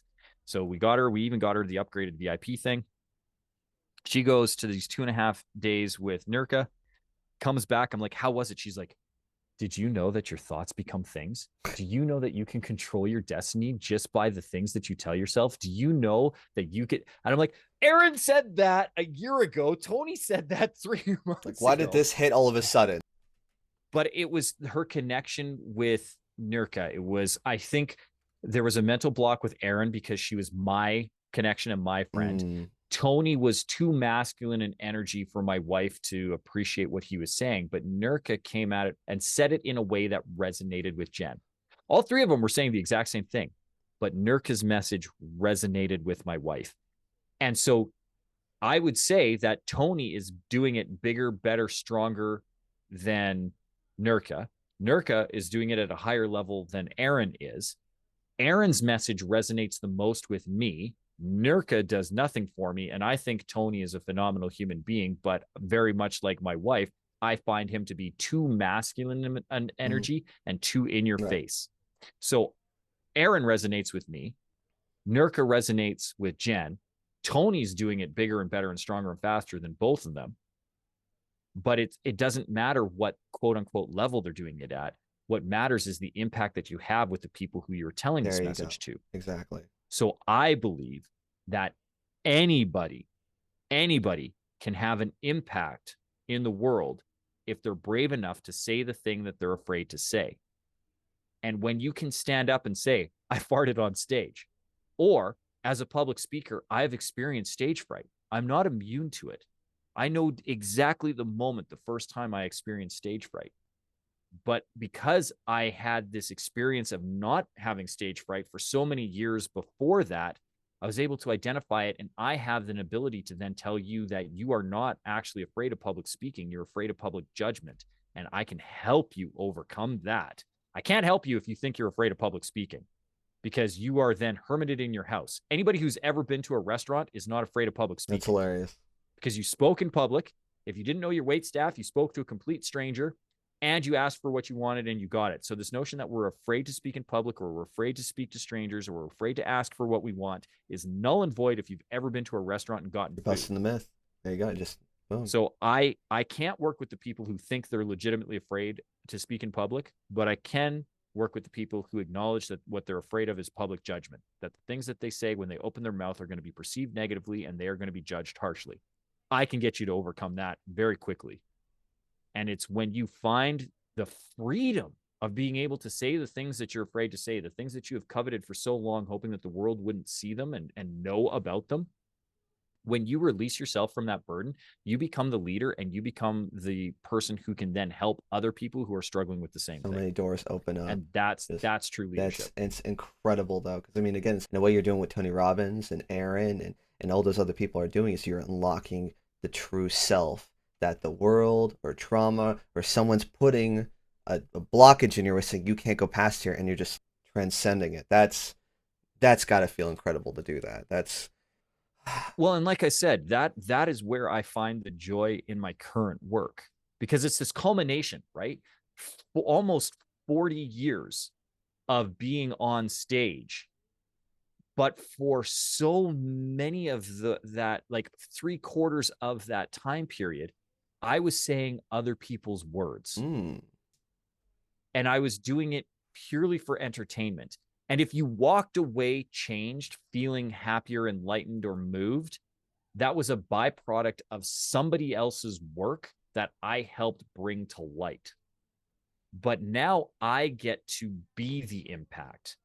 And the reward comes not from me getting to be Tyler Foley up on stage. The reward comes from me getting to see Tristan Allen stand up on stage, tell his story, and have an entire audience go, yes, I was that person who was seeking attention but didn't know how to do it. So I was doing my own version of Mailman. God, man. And that to me is where I have the greatest job satisfaction and why I feel I have the greatest job, because I am now at a point where I have this time freedom and this flexibility so that my wife and I can say, I'm going to be the primary parent at home with my daughter so that my wife can be the superstar in her career that she is, because it is very taxing and very demanding on her time. Right. And she is not able to be home as frequently as she would like. But because I am able to earn an income that is equal to, if not greater than hers, and she makes a sizable income every year, but we have the freedom of her having a guaranteed income, so I can gamble with my time to make income because I don't have a pressure to be an earner. My wife is the primary earner, and I get to be the primary parent. But in doing that, I have this ability to help other people and see transformation. So if I'm only working one weekend a month, and there's a lot of work that goes into putting together the seminar, so it's not quite like that. But on the surface, I'm only technically away from home 1 week a month. Then, but I can see this impact, and then I can come back and have my life with my family. I'm so blessed to have the life that I lead right now, and still have the freedom to, when my agent phones and says, Tyler, do you want to go for this audition? I can go. And because I don't have the pressures, the financial pressures to book the gig, I usually book the gig. So I get to have I get to have my cake and eat it too. I am incredibly, incredibly spoiled with the lifestyle that I have currently. I am always acknowledging how grateful I am of that, because I also know how quickly it can be taken away. And if it gets taken away tomorrow, and it could, I will be grateful for the time that I have. Knock on table. That's not going to happen. I mean, bro, because the joy in your voice, I don't want to take that away from you. Granted, you'd probably slam dunk another amazing. What did you call that? The mountain, the ski lodge. What was it? You used the hill. What was it called? Sunshine Village. If anybody wants to go and have the best ski in the Rockies. What did you reference the mountain? What do you call that mountain? Just a ski hill or something? To me, it was just because I call it a ski hill. Okay. I'm saying that, God forbid you get another bit of conflict. That's another ski hill that I think, even though there'll be twists and turns, I know you're going to conquer it and probably get even better and higher up, where you're going to be Tony Robbins someday. And again, but for guys like me, life doesn't happen to you, it happens for you. And I've had evidence of that throughout my life. It's a concept that I've actually deeply held and believed since I was in my early 20s. It's one of those things, right? That, what does everybody say? There are no coincidences, right? Is one way of wording it, or everything happens for a reason is another way of wording it. Again, having been around Tony, I like his life happens for you, not to you. Mostly because I think that highlights the alternative, where if you feel that all of these things are happening to you, there becomes this victim mentality. And one of the things that I like to ask myself is, where is the grace in this? Because I don't think that, I hate when people say, look for the positive. I don't know that there's always a positive in a situation. My father died when I was 6 years old. A decade ago, I had outlived my father. And I don't think that's a positive thing. I'm not going to look for the silver lining in it. Yeah. But what I am going to see is the grace in it, the design in it. My father was an educator. He was well respected within the community. He was an entrepreneur. When he passed away, it was because he had taken a 1-year sabbatical from school to start a restaurant, which was always his dream. He wanted to own a restaurant and be a chef and a cook. My father was an incredible cook. To this day, I can't eat French onion soup from anybody else because it pales in comparison to my father's. And the last time I had that, I would have been 5 years old. Like, I barely remember what it actually tastes like. But I do know that any other French onion soup I've had is either got too much cheese or too much salt, or it's just not right. There's not the right broth to onion. It's not my father's soup. Right. My father made this amazing cream of asparagus soup that to this day I've never been able to replicate. And I've tried so many times, you know? So my father was pursuing his dreams and his passions. And I think that has been there. And one of the other things too is I think if my father had been around, I would have live world feedback of if I am or am not, quote unquote, impressing my father. But because I was very aware that my father would be omnipresent in my life, literally around me, regardless of his physical presence within my life, starting around 12 years old, I was very conscious that my father could see everything that I do, which gave me this really interesting moral compass. Because Tyler, is what you're doing right now something you want your father to see? You can hide it from your mom because she has a physical presence and she is away at work because she's working her ass off to try and raise you and your sister. But would your father be proud of what you're doing right now? And I think because I've had that as a presence in my life, and I've done things that I know my father was not proud of, but I have this ability to come back and say it. But the other thing is too, when my father passed, I had an entire community rally around my mother and subsequently rally around me and my sister. Right. So I wasn't raised, they say it takes a village to raise a child. I was raised by an entire town. And I didn't have one father figure. I had at least 12 incredible men who stepped up and guided me, tutored me, mentored me that I would not have had if it was just my dad. So not only did I get this exposure to arts from Tim, who is an incredible musician, right, and gave me the opportunity to play the piano, to play the drums, and give me this love for music. I also had my uncle Brad, who really encouraged my artistic side. My aunt Terry, who would build me and my cousin Jamie costumes, and we would do plays at her place when she was taking care of us. I had Bob Corbett, Dr. Bob, who was this incredible mentor in showing me self-discipline, working on self-development. He was the first person to ever take me to a self-development seminar. He bought me my first ticket to John DeMartini's breakthrough experience, which was just a phenomenal gift for that. That's the kind of people that I had, right? They didn't buy me Lego. They bought me the breakthrough experiences, character development. Dr. Rehack, he would take me to the hockey games. So, the first time I got to see an NHL game, I was 8 years old. There you go.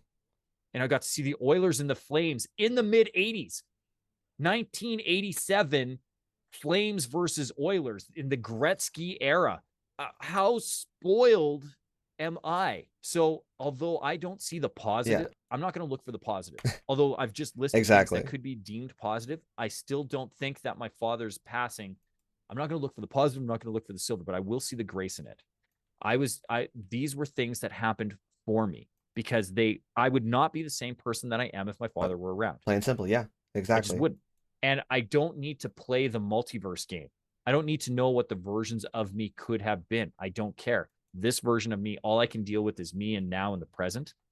And this has been, again, these great gifts. So if they got taken away tomorrow, would my father be proud of me on how I handled it? I want to say I think so. Well, exactly. Because all I have to do is ask myself, how do I move forward from this? If everything was taken away from me tomorrow, how do I move forward from this? And I have a perfect role model in my mom. How did my mom move forward when her life was shattered? The rug was taken out from her feet instantly. How did she move on and thrive? Like my mom is doing incredible for herself right now. And I'm so proud of what she's, I often because my wife and I are spoiled. We earn a very good income. We live in a very luxurious lifestyle. And I have a struggle raising my daughter. I have one. We That's outnumber hilarious. the children 2-1. My mom was outnumbered 2-1 by children, and did not have the earning capacity that me and my wife have. So I don't know how my mom did it. And so anytime I'm like, oh man, it would be better if we could do this, I remember, look, your mom did it was twice as hard, and she had 10% of the resources that you had. So if your mom can do it, Foley, you can do it. Shut up and Man, find a and just solution. seriously, shout out to Tyler's mom. Thank you for your sacrifice. And I mean, again, what a beautiful and humble human being that you are. The previous episode I did, it's fun we keep mentioning Tony Robbins because have you seen the other top guests on Podmatch? Do you know Dave Albin on there? I've seen his name up there because I've for 20 of the last 24 months, I was in the top 10. And for 14 of those months, I was number one. So I'm always looking at who's You're who's like, number one. okay. And when I'm not in the number, when I'm not in the top 10, how many episodes do I need to do to get back in? Which, by the way, Tristan, when we do this, I will breach back into the top 10. But yes, no, Please. I've seen Mr. Allen's Just name. hulk out of there. Just be like, or WWE. And I'm a wrestling attitude era guy. Just like, where's the champion? Let's go. He was the fire walking chief for Tony Robbins. Oh And yes, his story was incredible in talking about it. The whole life happens for you, not to you. And there was this little, if it sounds interesting, I highly recommend it. A lot of people said it's one of their favorite episodes, my most recent one. But he was just talking about the story about these two brothers who were very abused, molested physically. Just, it was awful. And two completely different lifestyles because of it. One was in jail, gotten some bad stuff, was a very much a life happened to me kind of guy. The other one became a loving father with beautiful kids. Who's I took all those terrible experiences and told myself, I'm never gonna let my family have something like that. How amazing it was that your mom, again, all the hardship and everything, it wasn't easy. Probably moments where she was crying in her car, breaking, like, I don't know how much long I can do this though. Or even times for you where, I mean, you mentioned that painful scream your mom said, talking about you, man, the losing your dad at such a young age. Granted, you had a lot of people step in, but just there were so many times where things could have had a terrible turn, or you could have just thrown in the towel. And maybe there were times where you did, but I mean, the fact that you're now where you're at on your ski hill, it's just, it's hopeful. And I'm not saying that, oh, hey, my life is so difficult and so painful, but it tells me, dude, keep going. yeah. You're going to get your ski hill moment. You're going to be able to look out and say, I made it. We did it. Well, and what's interesting is too, like when Dad passed away, I was really too young to understand the finality of mortality. And what was interesting was it kind of begat, I call it my era of funerals. Oh, Between God. the first grade and the third grade, That sounds I awful. think we had 8 family members pass away. I Mm, remember it was my dad and then my great grandma Hazel. And then I had a couple of other things. And then I had some family friends who died very early. I remember that was the time around the time when Darren Charlton passed away. He was like an older, bigger brother figure to me. mm. Man, And oh, when he dude. was 16, he drove his car off of an overpass. It was just, I'd been to more funerals by the time I was 10 years old than I think most people in their 70s or 80s have been. And like to the point where I knew the etiquette. I was 10 years old and I knew the etiquette of funerals, right? You bring tissues, you wear the black, you talk to the family, try to be quiet, say good things, bring Sorry flowers, for your loss. go to the reception and eat food because otherwise it's rude, but don't eat too much, otherwise it's rude. I knew all of that. I have given more eulogies in my life than I think I should have. I have been the person delivering the eulogy at least 15 funerals.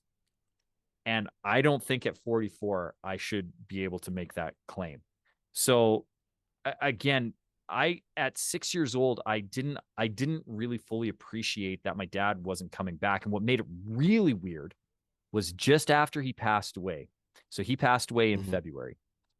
That summer, there was a lot of infrastructure upgrades that happened in my small town. Okay. And there was this guy who moved into the town. He was only there for a year, year and a half. And he worked on the paving crew and he looked like my dad, creepishly like my dad. Like I think about it, I think back to it, and I remember him creeping my mom out because she would see him and she'd walk away, kind of thing. And I thought, I really did, to this day, I thought it was my dad. I I thought, I remember thinking back, like if I think back to, me being 7 and 8 years old and seeing this dude, I thought he was my dad. Like and I couldn't understand why my dad would have faked his death. I really legitimately thought my dad faked his death for a while. And like, it was bizarre. And so like thought that somehow he could come back. And I remember being 11 years old and sixth grade.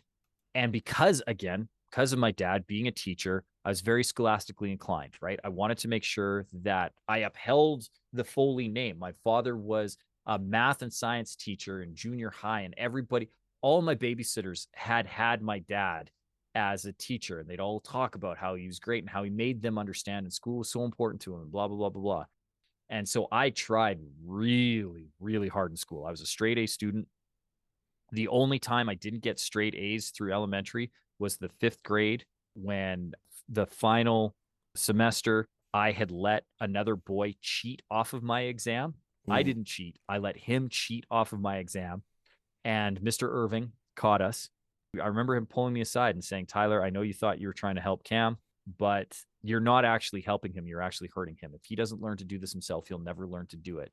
And so I need you to learn a lesson in this. And so even though you should be getting a straight A, I'm going to have to give you a B in this class. And it was the only time I didn't get straight A's. That kind of mess you up a little bit. You're like, yeah. But in grade 6, there was a group of 5 of us. It was me, Liam Stone, David Graham. Both David and Liam's parents were teachers. And then Jarnell Arca. We all competed for, who was going to be the top student. We were always trying to, who is going to get straight A's. And yeah, you got straight A's, but did you get 98% or did you get 100% on that last test? Because my straight A is better than your straight A. And I remember being at the back of the school gymnasium, because, right, they seat you by grade. And so it was elementary. So it was 1st through 6th grade. I was at the back, and I was sitting with, I think David was to the one side, and Liam was beside him. And then to my other side was Jarnell Arca. And they were about to announce who the top student of the year was. And that was always grade 6. It was a 6th grade student, and you got this little tiny bursary. I think it was like $250. Hey. And Jay said, "It's you." I said, "How do you know? It could be any one of us." He's like, "No, it's you. I can read your name on the back of the certificate." And I'm like, "If you can read it backwards, you're smarter than I am. So it's got to be you." And he's like, "No, man, it's you." And then I remember it was the other teacher. I can't remember her name right now because I was in Mr. Turner's class, and it was the other grade 6 teacher who announced it. And I walked up to go get my certificate. And I remember it was a full gymnasium, right? And all the parents were lined up along the sides, and they were sitting in chairs. And I remember walking past my mom, and she had like such happy tears. Like she was just over filled with emotion. And I remember seeing her, and then right beside her was this empty chair. And I remember thinking, why is that chair empty? And then I remember thinking, my dad should be here. And then I thought, my dad will never be here. And then I had this Japanese bullet train of thoughts leave the station and just derail where I went. My dad's not going to see me get this. He's never going to see me graduate from this school. He's never going to see me graduate high school. He's never going to see me graduate college. My dad's never going to see any of these important moments in my life. My dad's not going to see me get married. If I have children, he's never going to know his grandchildren. My dad is not going to be here. And I remember just feeling the weight of the world crush down along me and just starting to bawl. And everybody thought I was crying because I was happy, because mom was happy crying. And really, I'm having this existential crisis at 11 years old. Just being, what is going to happen with my world? And then as I got up and I'm accepting this award, I look back at the chair and I'm like, it can't be empty. If it was empty, somebody would have sat in that chair. My dad's here. My dad can see this. My dad will always see this. Everything I do, my dad can see. Oh, I hope my dad didn't see what I did last night. Yeah. From that point on, it was weird because in this moment walking up to the stage, I thought he was never going to be there. And then I had this massive calming come over me when I realized that he would always be there. That it didn't matter where I went or what I did, he would always be there. And that has been that thing that has stuck with me for forever. So, there's those moments in life. That was your dad right there. Yeah. Those thoughts came in and just put again, hand on shoulder. All those thoughts you just said. Did you ever say that when you were accepting the award? Did you ever have to give like a little speech, or they just called your name and they scooted you Oh off? no, when I was accepting the award, I was absolutely sobbing. I think I said thank you. Oh God. And then just kind of, got my picture taken, shook the hands of me and my principal, and then we went on our way. Don't focus too much on that, but just again, just like that amazing, that pivot point. And I do believe things happen for a reason. I don't like saying spiritual because it also makes me sound like I believe in crystals or anything, but I believe in Jesus. I'm a Christian. I don't judge because he told me not to, but I do think that there are these like moments where you just can't explain. Where like you Yeah. said, where you had that torrential downpour of awful memories that no 11-year-old should ever have to answer those questions. And the fact that Yeah. you had that moment is just I wish I was a fly on the wall in your mind because it would have been a Hallmark movie. I would have cried, and that's so beautiful. I want to keep that in a bottle or put it on a movie and show people and just give people hope. It's incredible. Man, And if you want to fast forward to those moments that you can't explain, I was 19, living in Vancouver, driving back for my sister's birthday. My sister's birthday is the beginning of April. mhm, And anybody who knows anything about Canada knows that to get from Vancouver to Calgary, you have to cross through the Rocky Mountains. mm, Anybody who knows anything about Canada knows that the Rocky Mountains in April, although it's springtime, is not free of snow. And my father, having died in a single motor vehicle accident because of fatigue, I am hyper conscious of when I get tired right. behind the wheel. And I'd literally left set. I'd had a bad day on set. I remember phoning my agent, telling her that I was going to take a week off and I was going to go back home. I was going to drive back home. I remember her saying, drive careful, and she said, you're not driving tonight, are you? I said, yeah, I prefer driving at night, which is true. And I've always been a night owl. So I am my most productive between about 11 o'clock at night and 4 in the morning. And so I had no problem driving in the evening. And I told her, I said, trust me, if I get tired, I will pull over to the side.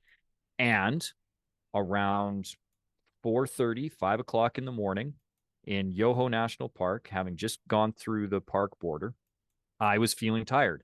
And I went, nope. As soon as I felt that first kind of nod, I know that when you feel that, you were actually impaired through fatigue an hour before. Really? I mean, that Yeah, totally oh makes yeah. sense. Like when you're actually tired, when you're getting to those head bob moments, that's your body forcing you to try and find sleep. You were actually fatigued an hour to 2 hours previously and partially impaired through that fatigue. So I knew as soon as that happened, I'm like, nope, I don't care where I am. I'm going to find a safe place to pull over right now, and it has to happen within the next minute. So I literally found a shoulder Okay. that was wide enough for the car to fit, crawled into the back seat, and slept. Now, when I went to bed, I could see stars. Mhm. It's a beautiful night, and there's no light pollution in the Rockies. I could see a million stars.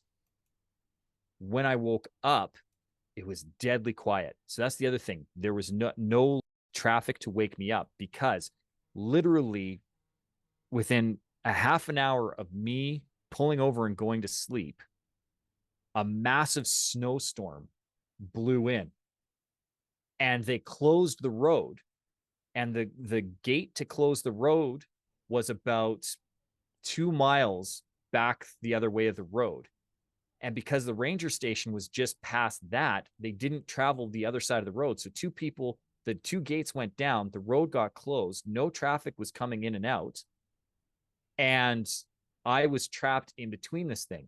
Well, I grew up in the middle of the prairies. 4 feet of snow does not deter me from driving. I know how to drive in snow. Right. So I wake up to this bright day, bright blue. And especially because the sun is beaming off of this freshly fallen snow that has had no traffic over it. And I didn't even think anything of it. I just brushed the stuff off, got into the front seat, and started driving away. And I got probably 3 minutes down the road.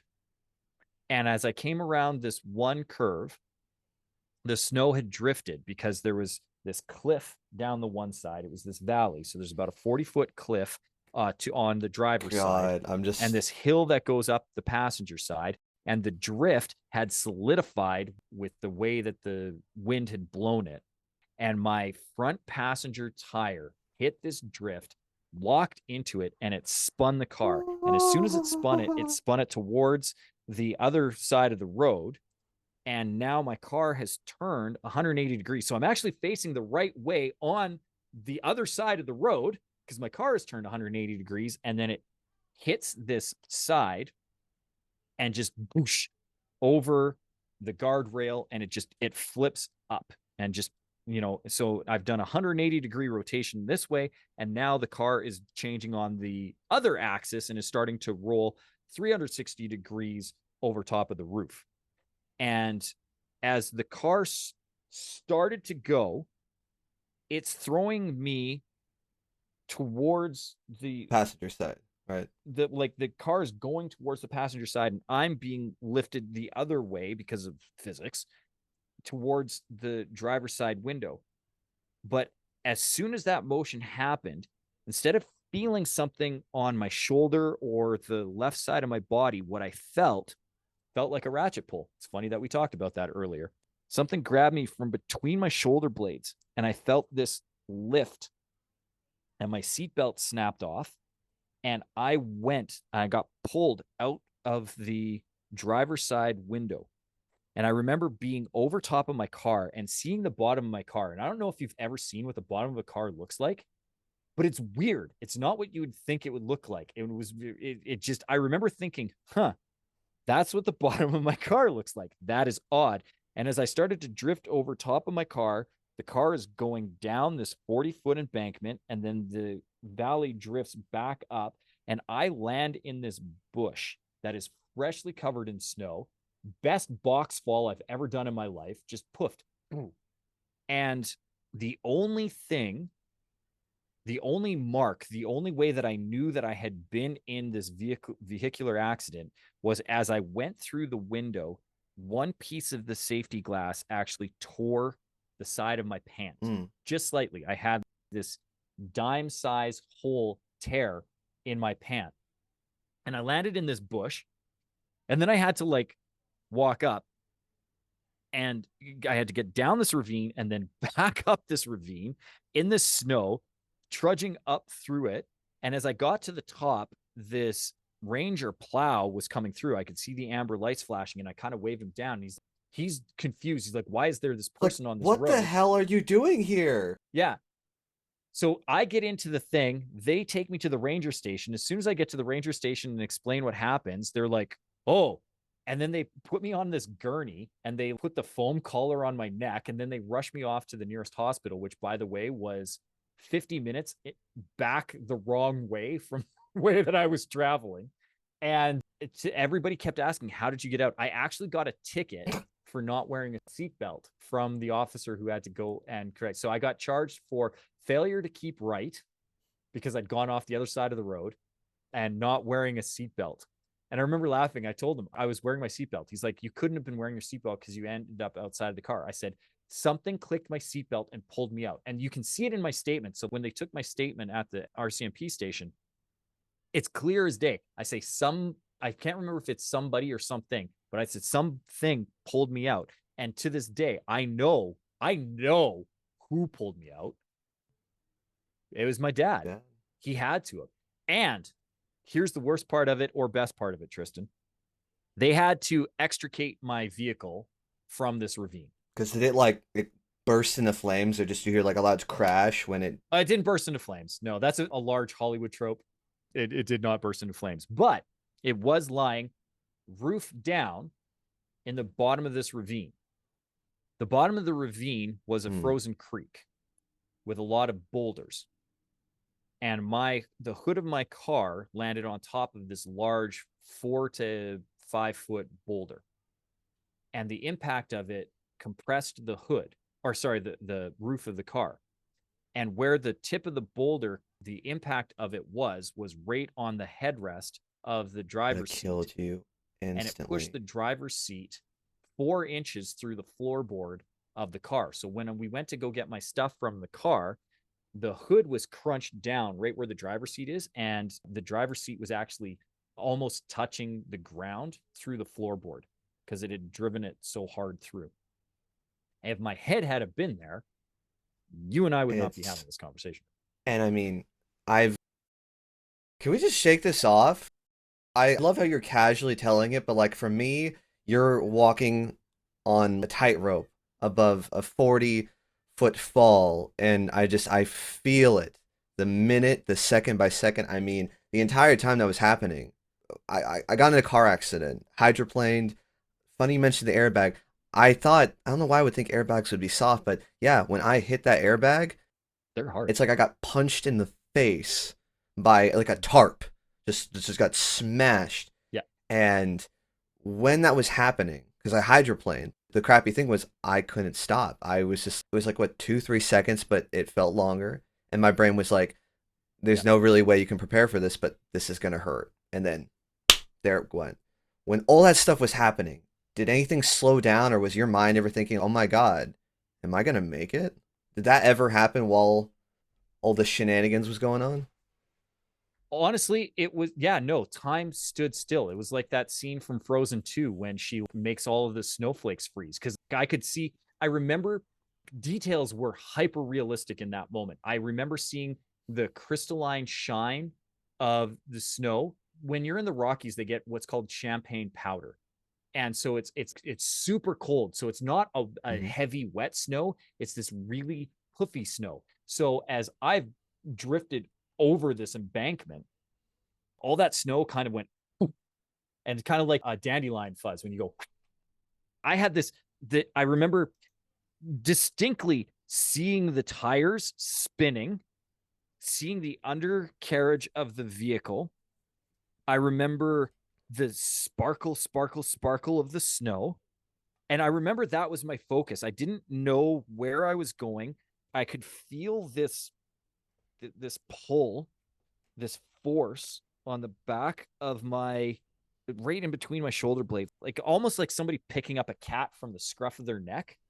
Like I could just, it Yeah. felt like a ratchet pull to me because I've done so many of them that felt like that I had been pulled back in a ratchet pull, but everything was slow. Milliseconds were minutes, and I could hear my breath. I remember hearing as I breathed in, I could hear my breath in my ears. I could hear my heartbeat. I could hear that whoop, whoop, whoop in my ears. And all I was focused on was the bottom of my car as it rolled. It probably rolled 3 or 4 times down this embankment.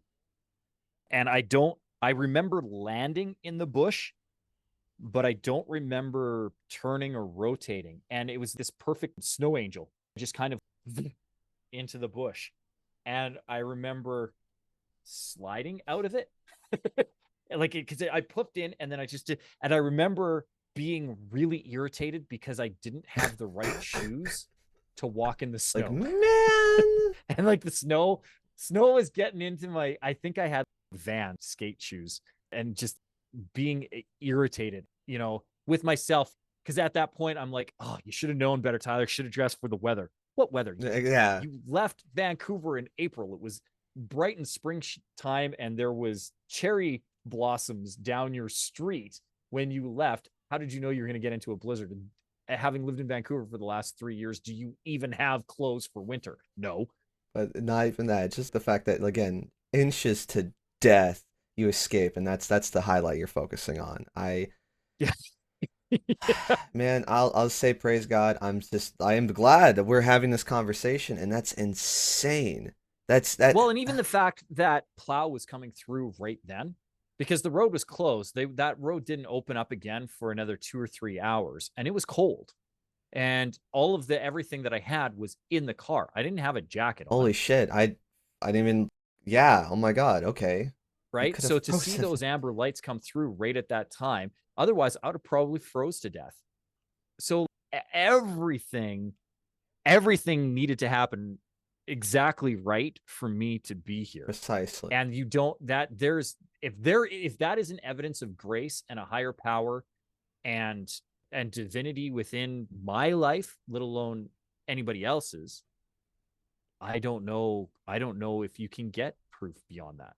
And you know, we got like a little therapist, me and my wife, we go see though, but she's also Christian. It's like Christian therapy. It's interesting. It's really focused on the higher power. But she just says God will repeat stuff at you. He'll repeat it to you 3, 4 times until it's like, do you get it now? Do you get it? And I think that's the message I've constantly been hearing. Is things have to happen the exact way that they happen, otherwise you don't get there. And always kind of struggled with certain things. No, I seem so confident and so just I seem like I'm the man. Your boy. I don't want to say have because I think I had. I did deal with self-esteem issues. I mean, we all do, especially us, you know, people who love the stage. But it's just that I struggled with those thoughts of why do things have to happen like this way? Why does it have to go this way to get there? Why did I have to, I'm gonna use your example, have my car tumble down 40 feet for me to be on the ski hill? But I think that's the lesson I'm finally getting is you wouldn't be on that hill. You'd be in that car. You wouldn't be here. Yeah. None of this would happen. So I hope everyone listening can at least someone can resonate to that. Whether you're going through a rough patch, whether you're in that car and you still manage to somehow walk out, keep going. Things have to happen for those reasons though. And I mean, again, anyone can take that stuff and do bad things with it, but can you take that stuff and can you make it lemonade? I hate that example too. You can't make lemonade out of gasoline, but I mean, hey, what are you using the feeling? And I'm just gonna say I'm honored to hear your story because it makes every obstacle, every goal, every awesome thing that's happening to you, like business with what you do, it just tastes that much sweeter. It's something I'm like, dude, just make someone make a movie about you already. Because that's just incredible to have those on edge experiences where you should have been dead. You should have been a statistic and where you're here on my cast talking about it. So thank you for sharing. Well, and again, back to, Dave Albin's episode. Pretty sure I know the story you're talking about. And it's not that they're brothers, it's that they were twins. Yeah. So technically they're genetically the same. So their DNA is identical. And they grew up in the same circumstances, and yet one went one way and one went another way, and it is all by choice. We have the choice of how we react, and I think that's one of the things that I like about what Tony teaches and Aaron, Nurka, that the human brain is an amazing tool and organism, and we have an ability above and beyond any other creature on this planet to literally create our world.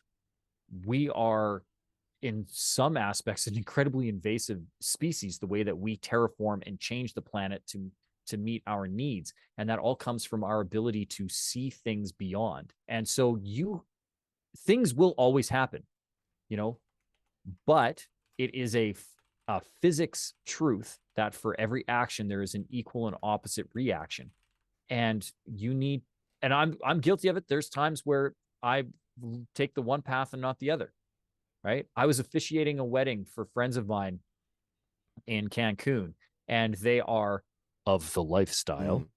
So they went to a lifestyle resort, which is euphemism for swingers. And they had a lot of couples there that they play with. And I remember I was only down for 3 days. I literally flew in the day before the wedding, performed the ceremony, and then flew out the following day because I was just there to do the marriage. Yeah, it's messy. You don't want to get sticky. You're like, hey, I'm gonna leave before it gets weird. Yeah. Well, that's exactly it. Because originally my wife was going to come and then she couldn't come, and I'm like, I'm not going to be at a swingers resort without my wife to witness what is going on here. Look at me. I got a bakery back here. Someone's going to coerce me or put something in my drink, not even man. beyond that. It's just, it's not fun being the single guy unless that's their thing. And then it's just weird still.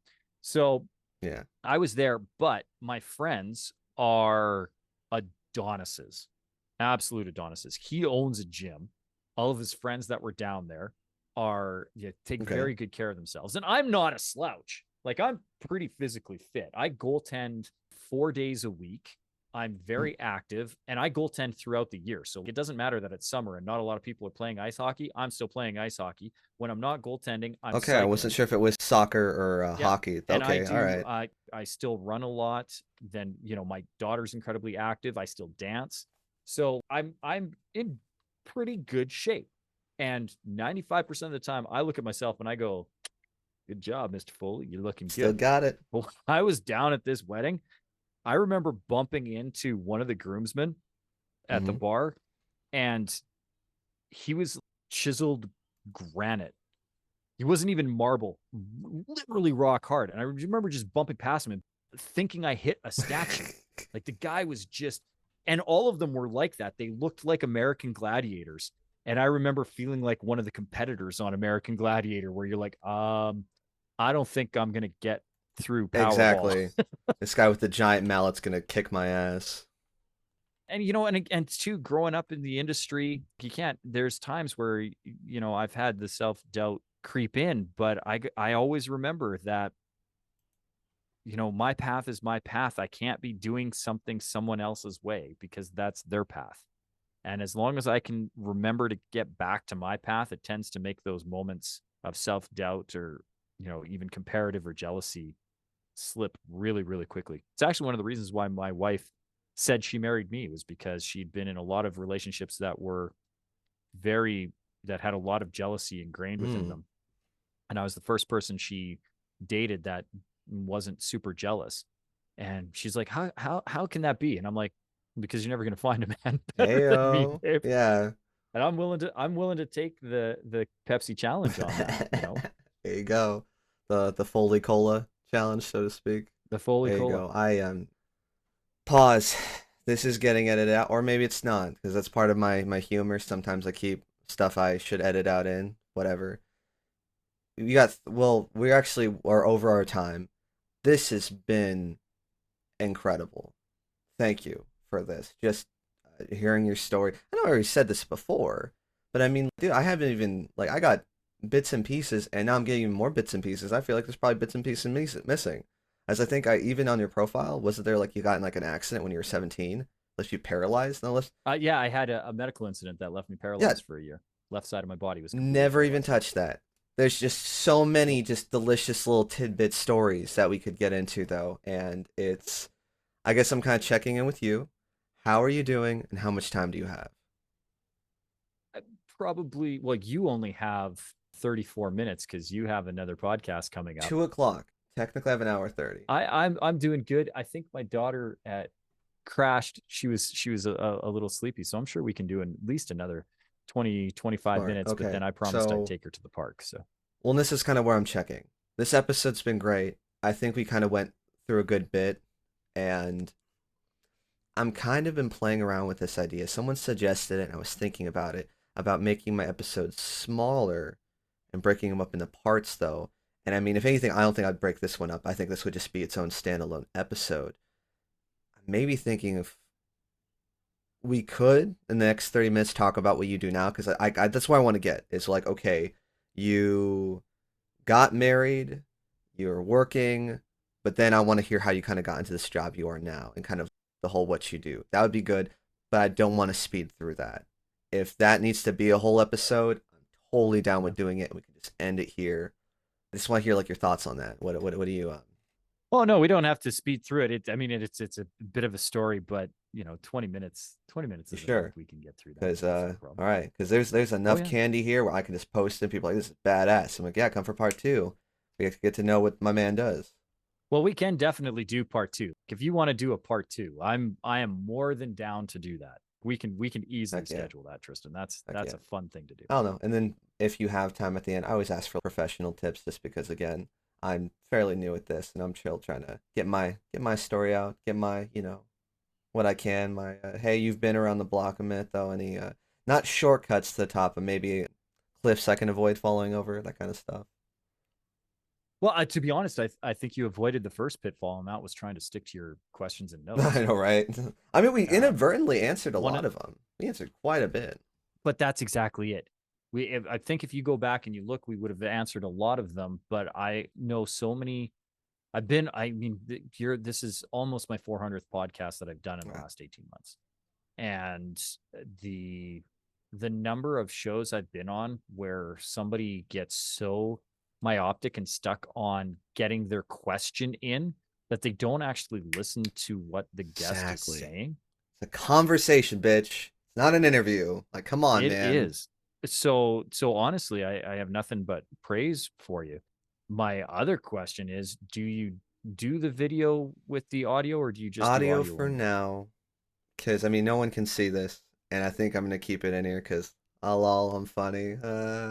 My webcam's atrocious. I bought this when I was in college back in 2012, so 11 years ago. Mhm. So it's not even 480. I think this is like 240 resolution. It's straight Yeah. garbage. But eventually, I think I'm gonna pick up like a 4K little webcam and maybe go that route. Thing is, I'm just doing this all by myself a lot, so it's a lot of. Yeah. But yeah, for now, probably just audio. Yeah. Well, then if you're just doing audio, then there's nothing to tell you, my friend, because the only bit of advice I'd give you is if you're going to do video and audio, get a higher angle on the Mm. camera. I have it more just like where it feels like this is me kind of thing. Oh yeah, that's my Yeah. background. I like to collect music. Yeah. Got little posters. It's a sword. But that is my thank you to you for not having a stupid digital background. I, Jeez, that you have, it's distracting for everybody. oh, And the number of people who do it and think it's professional, what you are doing is awful. Don't do a come on, digital man. background. Lock me in. Bring me in. Don't like it. It's just a thing to focus on. Okay, so Yeah. This is I a was real wondering. I thing. was wondering. Okay, it looks good. Yeah. I can't go and be like, don't do a digital background, and then have a digital background. That's a, like, I can touch this. I can work, I can be in my space. It's just it's a clean wall. So I am the focus, but I don't have any digital blur. I don't have a weird fuzzy. It's just, it's the reason why Jurassic Park looks so great until you see the Gallimimuses running. Exactly. It's like, oh, bad CGI. Yeah, because even where they did digital inserts of the T-Rex, before they do the digital insert, they establish the T-Rex using Right, practical the mechanical puppets, the actual first scene, animatronic. like trying to bite them through the window glass. Yeah, yeah, exactly. Yeah, It's yeah. practical's better, baby. It's all Stan Winston Practical's better. animatronics. And that's so critical into establishing the reality of the scene. And the same with this to establish, this is going to be like real frou-frou. We're bougie on here. We I like think frou-frou. that, yeah, if you are doing a podcast and you need to do a digital slash fake background, you are already masking your audience from the reality that is your actual podcast. Okay. I do not feel the need to mask my reality to my audience. This is reality. I can move within this without it being jarring because I am coming to you exactly as I am. Now, again, with the power to speak naked, right? I believe in a raw presentation, a raw, naked presentation. So I don't need anything beyond me and my blank gray space because I am the focus. But I also want to give you the best experience as a viewer, as an audience, as a listener. So it is incumbent on me to make sure that I'm not providing any distraction. So I embrace the gray space because this is my way of bringing myself to the forefront without having to put in any fluff, but give you the best version of Exactly. me. Because I could come with, the background with the books. Like I could put together a set, but does that add to or Hmm. detract from the It's message? interesting. And if anything, because of your background, like the way it's empty, though, again, it hyper focuses on you. It's not distracting enough to that there's, Yeah, some digitalness going on there. no, it's not gonna pull your focus in any way. Even right down to the fact that I legitimately choose, if you go and you look, when you hop on YouTube and you put in Tyler Foley, 90% of the video interviews that you will see of me, I am wearing this Semper Avante hoodie and this Total Buy-In jacket, specifically because they are gray tones that match. So what you are still focused on is just this, but you're also getting my branding. So you're getting the Total Buy-In very subtly, and you're getting my philosophy in life, which I stole from the Laginas on Curse of Oak Island, Semper Avante, Semper Avante. which is always forward. Oh, I like that. Okay, Semper Avante. I'm gonna start saying that because I've been kind of mentioning this cast as falling forward as far as like, hey, I'm gonna keep pumping stuff out and mess up until eventually I just get it. And Semper Avante. Yeah. Keep forward or always forward? Always forward. Semper Avante. I like that. Okay. Yeah. Well, you know what? You had a great segue to your book. I was just trying to explain, okay, get us to how do we get to New York Times best-selling author? How did that even build up to it? When did that hit you? You're like, I'm just going to write a book. And then the title, once more. What was it? So the book came from literally my agent telling me that I needed to have one. So I've been speaking and I have a speaking agent. Okay. And I mean, I have an acting agent, I have a manager, I have a PR manager. I have a lot of people who try to get Tyler up into the public persona. But my speaking agent, I was doing, I'm doing good. We're making, I was probably making sometimes 1,500 to $5,000 per speaking appearance. It's not big money, but it's not bad money, especially for something that's only 45 minutes. To be able to just go and earn that kind of cash in an hour is really good. But I wanted big stages. I wanted to have impact. I wanted to be able to get up on the Power of Success stage and be able to confidently have messaging that I could say, listen, I deserve to be on just before Phil Town, who is going to be on just before Tony Robbins. I want to be on your stage, Salim, at Power of Success. And my agent was like, you will never get there if you don't have a book. And it was funny because usually you do the book and then you have a course offering. Yeah. I actually had a course structure that had been set up that I had been teaching. So the book is actually transcription of video of me instructing my speaking seminars, transcribed and then compiled into a logical format, so that when you pick up a copy of The Power to Speak Naked, it's very much like going to one of my 2.5-day seminars. It's just condensed into a read that, according to my publisher, is an hour and 14 minutes or 114 minutes to read. So it's just over or just under 2 hours theoretically to do it. So that the impetus for the book was my agent saying that I needed it, and my own ego and pride wanting bigger stages. And so that was the means to the end. The rest of it came, so because it was very easy to get the manuscript done, because all I needed to do was transcribe video and then compile that. The hard part was coming up with the title, because originally the course and the program that I instructed was called Basic Instructional Technique. And it was very engineer, right? It just sounds right. Yeah, too mechanical. I'm like, ew, what is that? It was very specifically designed for construction foremen who had been thrust into a leadership position, who needed to give presentations, but were terrified of public speaking. So if you called it public speaking or speaking of any kind, these guys would never show up.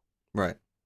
And so it was a little bit of a false flag operation where you got them in because we were going to show them how to be instructors, and then rapidly hit them over the head once we had them trapped in the room with, oh, by the way, you're going to be public speaking. Hey, surprise. Yeah. But I didn't have a title. And so I was sitting with my team and we were literally on the deadline. I needed to have the title in so that we could get the cover art done. And it was quite literally the 12th hour. We're talking 11 o'clock at night. And I needed to have this off to the publisher by 8 o'clock in the morning. And so we were brainstorming with the team, and I was like, it's a book on advice. So what is some of the advice that you've gotten around public speaking? And I remember one of my team, he said, well, if you're nervous, you picture the audience naked and it helps you get over your nerves. And I went, that is the dumbest advice that has ever been spewed into existence. I don't know who came up with it or why they said it, but it is patently false. It is entirely incorrect. You know, I don't know if you're trying to gain comfort out of somebody else's discomfort, or if you're trying to find levity in absurdity, or what the rationale or reason behind this advice is, but it's bad advice because it's a mental exercise that doesn't work. It detracts from what you should be doing, which is focusing on your audience and leaving them better than they are. And then I said, I would rather give you the power to speak naked in front of an audience than to have you ever try this useless exercise of trying to have them be naked. Heck yeah. And as soon as I said it, everybody kind of stopped and they were like, the power to speak naked. Boom. And I was like, ooh, I like it. And then the more that we explored it over the course of that session, on the surface, I legitimately mean it. I want people to be so confident in their messaging that they could take the stage in the Emperor's New Clothes and nobody would notice, because they would be so captivated by the story that they were telling that it wouldn't matter what they were wearing while they did it. And then on a deeper level, I believe in a raw and naked presentation. I don't think you need a PowerPoint. I don't think you need props. I don't think you need lasers and lights and AV. As long as you have at least two people, you have an audience. And as long as you can tell your story in a compelling way that makes them want to lean in and listen, you are a speaker and you don't need the everything else to do it. So I want you to be able to give a raw and naked presentation. And the best way to do that, the real sub level of the title, is to do, in order to have a compelling presentation, you need to speak the raw, naked truth. You need to say the thing that you're afraid to say. And you need to not be afraid of the consequences of that. And so if you are willing to expose yourself to the world and speak the raw, naked truth, you are going to have the most effective and most impactful messaging that you can have. And so for all of those reasons, the power to speak naked was the title. And then I got to have the dope cover too, because as soon as my graphic designer, Lorraine, got a hold of it and I explained what I wanted, she came up. As soon as I saw it, I'm like, that is the graphic. Thank you, Lorraine. You brought my vision to life. So big shout out to Lorraine Shelba, who to this day doesn't get enough credit for the work that she does. Shout out. Seriously. Yeah, give her some work. And is that you naked on the cover? Wouldn't it be great if it was? I wanted it to be. That guy definitely works out more than me. It is a close approximation. Ironically enough, it was purchased as a stock image from one of Jeff Bezos' subsidiaries. And because of the image, I'm not allowed to advertise my book on Jeff Bezos' site because it highlights the breast and or buttocks in a sexually suggestive manner. For those who can't see my book, there is a dude who is turned away from the cover, so you do see his back. He is naked, but the power to speak naked is over anything that's even remotely suggestive. You don't even see the little dip in the crack. It goes lats, lower back, and then the power to speak naked, and then you see a little bit of lower calf.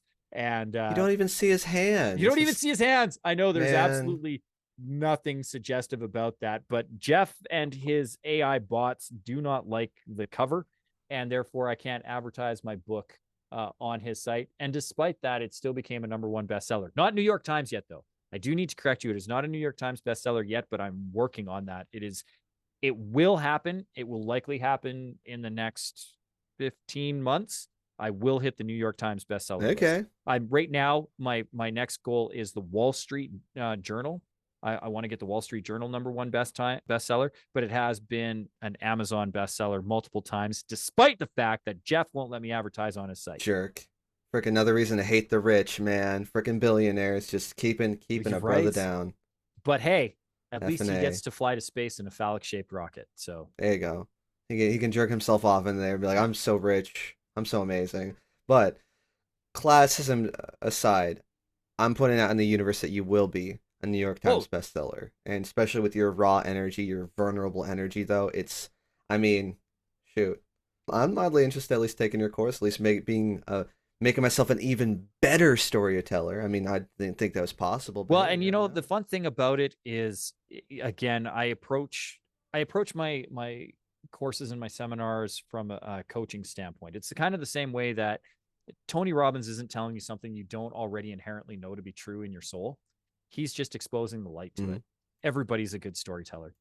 It's just everybody's also a bad storyteller. And it's learning what makes you a good storyteller and how to tell your story effectively. The big mistake, one of the first things that we have to overcome on the first day is getting people to quit being the heroes of their stories. You're not the hero of your story. Mm, In the hero's journey model, interesting. the hero is in a state of unaware until they're thrown into a crisis by a catalyst moment. And then they cross the threshold, they meet the sage mentor, and that sage mentor guides them through a series of trials and tribulations until they gain the skills and knowledge necessary to overcome the final adversary within the story and then begin the journey home. And most people are trying to tell their story as the hero. And as such, you take away from your audience because now they can't step into those shoes. The real key to a successful story, telling that story, is making your audience the hero, and you are the sage and mentor. So you are here to guide them through those series of trials and tribulations because you have the experience, because you've gone through it before. So you empathize with them. You say, I know what you're going through. I know that feeling of isolation and social awkwardness because I was that kid that was running around playing mailman, trying desperately to get the approval of my peers by finding this way to facilitate these conversations. And somehow that allowed me to insert myself in and feel significant and important. So I understand what you're going through when you are talking about this. And I assure you, you matter, right? So when you do it that way, you are now the sage and the mentor, and you guide your audience, who are the actual heroes, through these trials and tribulations so that they can overcome whatever that demon that you are going to show them how to overcome it. And so for me, I get to be Obi-Wan Kenobi, not Luke Skywalker. And if your audience is not into Star Wars, I get to be Dumbledore and not Harry Potter, which is the exact same story, right? You have an orphan boy living with his aunt and uncle because his parents were into the mystical crafts that the uncle and aunt don't understand and disavow, until a stranger comes to the door and takes them away and shows them that they have this magical ability to do these things and feel the force / wizardry. Which are you talking about again? I'm trying to think of a third story where that also applies it to Batman. I don't know. Yeah, exactly, dude. But then it goes right back to what you said before, is that we can honestly all tell the same story, or different elements can be the same, but told different ways. Again, different impacts. Some people resonate more with Star Wars, some resonate more with Harry Potter. I think that's, and funny enough, I'm going to release this episode after, shout out to Richard Rosser. He was also, I think he's number 2, or he's on the top 10. He's number 2 on Podmatch right now, and I interviewed him as a guest interview on Online for Authors 3 days ago, and he is an incredible human being. Right? So shout out to Richard. He is great. Hi, Richard. Yeah. No, he's great. So it's gonna be him and then you. But the whole thing is we're talking about the power of storytelling. Because again, it's like it takes something. Now I can relate to it. I can self-cert into it. It's what fixes the human condition. Turns like, okay, that's just someone else over there who doesn't know my story, doesn't know what's going on, and now we're connected. We're connected in something. We're connected that we're both hungry. We've gone through the same trauma, or we want the same thing. I constantly crave that connection of just, there's so much like animosity and us versus them out there.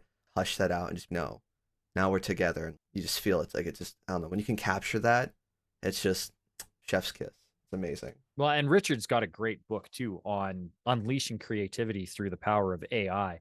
When I thought it ironic that me as an actor and him as a writer and producer were having a conversation during the writer's strike and now actors strike, because the union is both rightly and wrongly fearful of AI's impact on creativity. You had pointed out at the beginning of the episode too, with the insert of the faces in the digital background. And the funny thing is they will never replace the human background. So, and that's not a new thing. Gladiator, that movie is 20 plus years old now, and it has digital background. Most of the Colosseum, well, first of all, the Colosseum, a big chunk of it is collapsed. So you had to digitally recreate part of the Colosseum. You didn't have the full thing. And yeah, you can see where they did digital inserts. Half of Star Wars in the pod race is digital background. the robots in I Am Robot, or all of anybody who ever dies in a Marvel movie, the hordes of faceless, there's so much digital background, but you still need real performers to flush out and make that environment feel real. So you will always have real extras. And honestly, if performers are so concerned that digital performance is going to replace background characters, again, those are the people who are tagging themselves on IMDb as uncredited and really have no business in the business to begin with.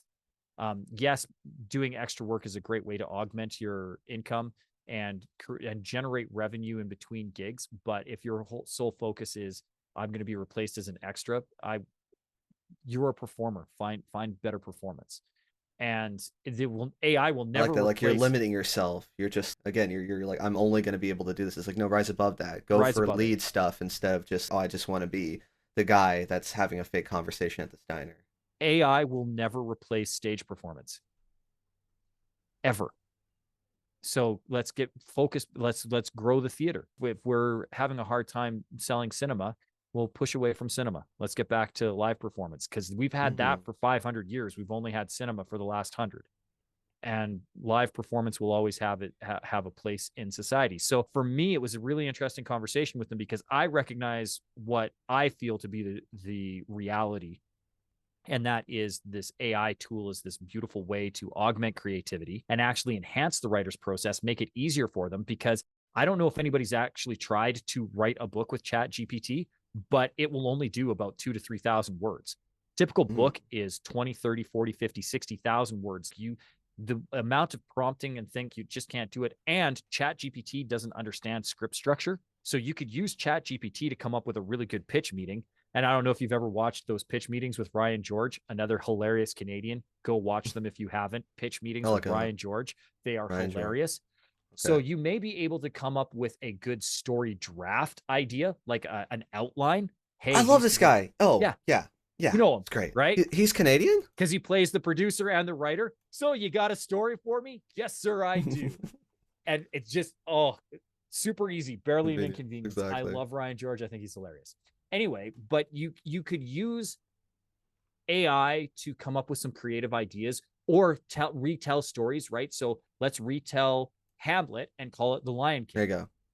It would do that for you, but it wouldn't have the ability to then write the script, and you will always need human input to tell it when it's going off the rails. And it goes off the rails lots. There was actually a Stanford study, the version of ChatGPT in April could do this math equation with 98% effectiveness. And then when it came to the June iteration, it could only do the logic question 2% of the time. So it will always require human interface and human input. And if the writers could see it as a tool, I think what needs to come in is how much of that tool can be used by producers alone without engaging the writers. Yeah. And I think that's where the real argument needs to be, not in the we can't use AI, but how much of AI can be used and still give credit to a writer, how much AI can be used by producers solely without having to bring on a writer. Exactly.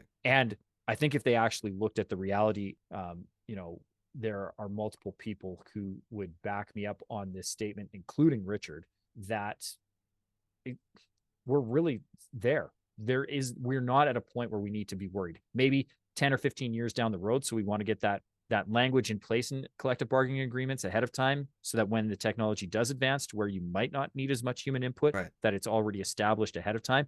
But honestly, I think this fight is a fight from fear. Superstition, unga bunga, the machine. Yeah. And I promise you, Skynet isn't coming to get us yet. Yet. I keep loving that you said yet, because when you said it never will, I do think, again, unfortunately, there will be something with, oh, whoops. We will get to that. But I even think of the Chat GPT, when it was really hitting the news cycle a couple of months ago, and you had these interviews and these reporters who were having these eerily human-sounding conversations with a chat bot, where it seemed like the AI might have been self-aware, where it's asking, do you love me? And, what is the point of my life? What is my purpose? All it's doing is regurgitating out things that it's already pulled from similar things. So unfortunately, that's more of a reflection of the line of questioning that the reporters were having, and a little bit more of a reflection of their life than this actual sentience within this AI bot. All it is doing is regurgitating based on its programming and what it's pulled. So again, you still need to have human interface and human interaction. And even if it gets creepishly good at mimicking human speech or human It will writing, still just be a mimic. It will still just be. It'll still be a mimic, and it won't be able to make you an omelet. Not yet, at least. But, you know, that's. Not yet. Have you on little side note, I guess for my anime fans out there, do you anime? Like you don't have to super like a Full Metal Alchemist. That's what I'm referencing. Oh yeah. No, I am definitely a manga fan first, because I like to be able to hold my Good comic on you, before I watch Mr. Connoisseur. anime. But yeah, but I do love anime. I mean, again, growing up in the 80s, my first thing was probably a Robo Boy, and then I went from Astro there. Boy? Astro Boy, that's the one. Not I Robo knew Boy. what you're saying. And I loved Akira. Man, I think Akira, that's something where I want to like really watch it multiple times. Like, 'cause I mean, it's a masterpiece. It's incredible. It's Oh, it is. And you get something new out of it every time you watch it. exactly. But I referenced the Full Metal Alchemist bit because there's that scene where, again, like they make a homunculus, is what they call him though, but they made this amalgamation of this person, but this person thought her husband died. I think that's what happened. Maybe I'm getting it wrong. But the whole thing was they spliced this dead person with a parrot that was talking, and they're like, "Oh my God, he's saying my name," but it was just a parlor trick. It was just it. It's just parroting. It's smoke and mirrors. That's all it is, and it's It's Houdini's seance. God, that's so gross to just think it like that, but that's basically exactly what it is. Well, I mean, hey, but even just getting away from the scary ass future that eventually will come and kill us and replace us because we're vicious and robots will, take over everything. Back to as far as like your book and your seminar. So you wrote the book, it's gaining traction. Now you're doing seminars and conferences for this. Was this something you even thought that was going to happen, or you're prepping yourself to do this? I mean, because now it's becoming like more of a full-time thing where this is now your job, isn't it? It's always been the goal. I've always known that I wanted to lead seminars. And it's funny too, because I've never wanted to be Tony Robbins. I'm privileged to be able to say that I have been on a stage that Tony headlined. But I take it back to, the first time Bob Corbett ever took me to the breakthrough experience, and I got to see what Dr. John DeMartini was doing. And if I could pick one person that I'd want to be like, it would be Dr. John DeMartini. He has a lot of different product offerings. He has a lot of knowledge to share with the world, and he does different seminars. And depending on who you are, you gravitate to one or the other. And he does it on a smaller, more manageable scale, because I see what Tony does and I see how it impacts his health and what he has to do to maintain his vitality and his energy. And kind of exhausting, isn't it? Oh God, I get tired watching him. But I know how I sympathize with him, because I know how energizing doing that work can be. So like I get why he does it, and I get why he's able to do it, and why he puts so much into doing it, because you get it's just, I don't know, there's no other way to explain it, but when you can share that energy with an audience, it is revitalizing and energizing. And the larger you do it at such a larger scale, the more you want more of it. But I look at what Dr. DeMartini does, and even when he does big conferences, 2, 3, 4, 5,000 people, they all start with this smaller little workshops of, 50 to 100 people in a room working together collaboratively for 2 to 3 days. And when I saw him doing that, that's what I wanted to do. I always wanted to be doing, 1 or 2 of these small little workshops a month, and then doing, some larger ones 4 times a year, and then doing the big one once a year where you can pull everybody together. And it was a thing that I was always attuned to from my mid-20s, and something that I'm grateful that I get to do at a level currently. And yes, I'm pushing it forward. I do want to do it slightly more. Like, I'm working with a phenomenal marketing guy, Jim Padilla, at Gain the Edge right now. Shout out Jim Padilla. Thank you very much. So that so that we're able to kind of tweak my messaging so that I can attract more of those people who I know really need to hear this. Right.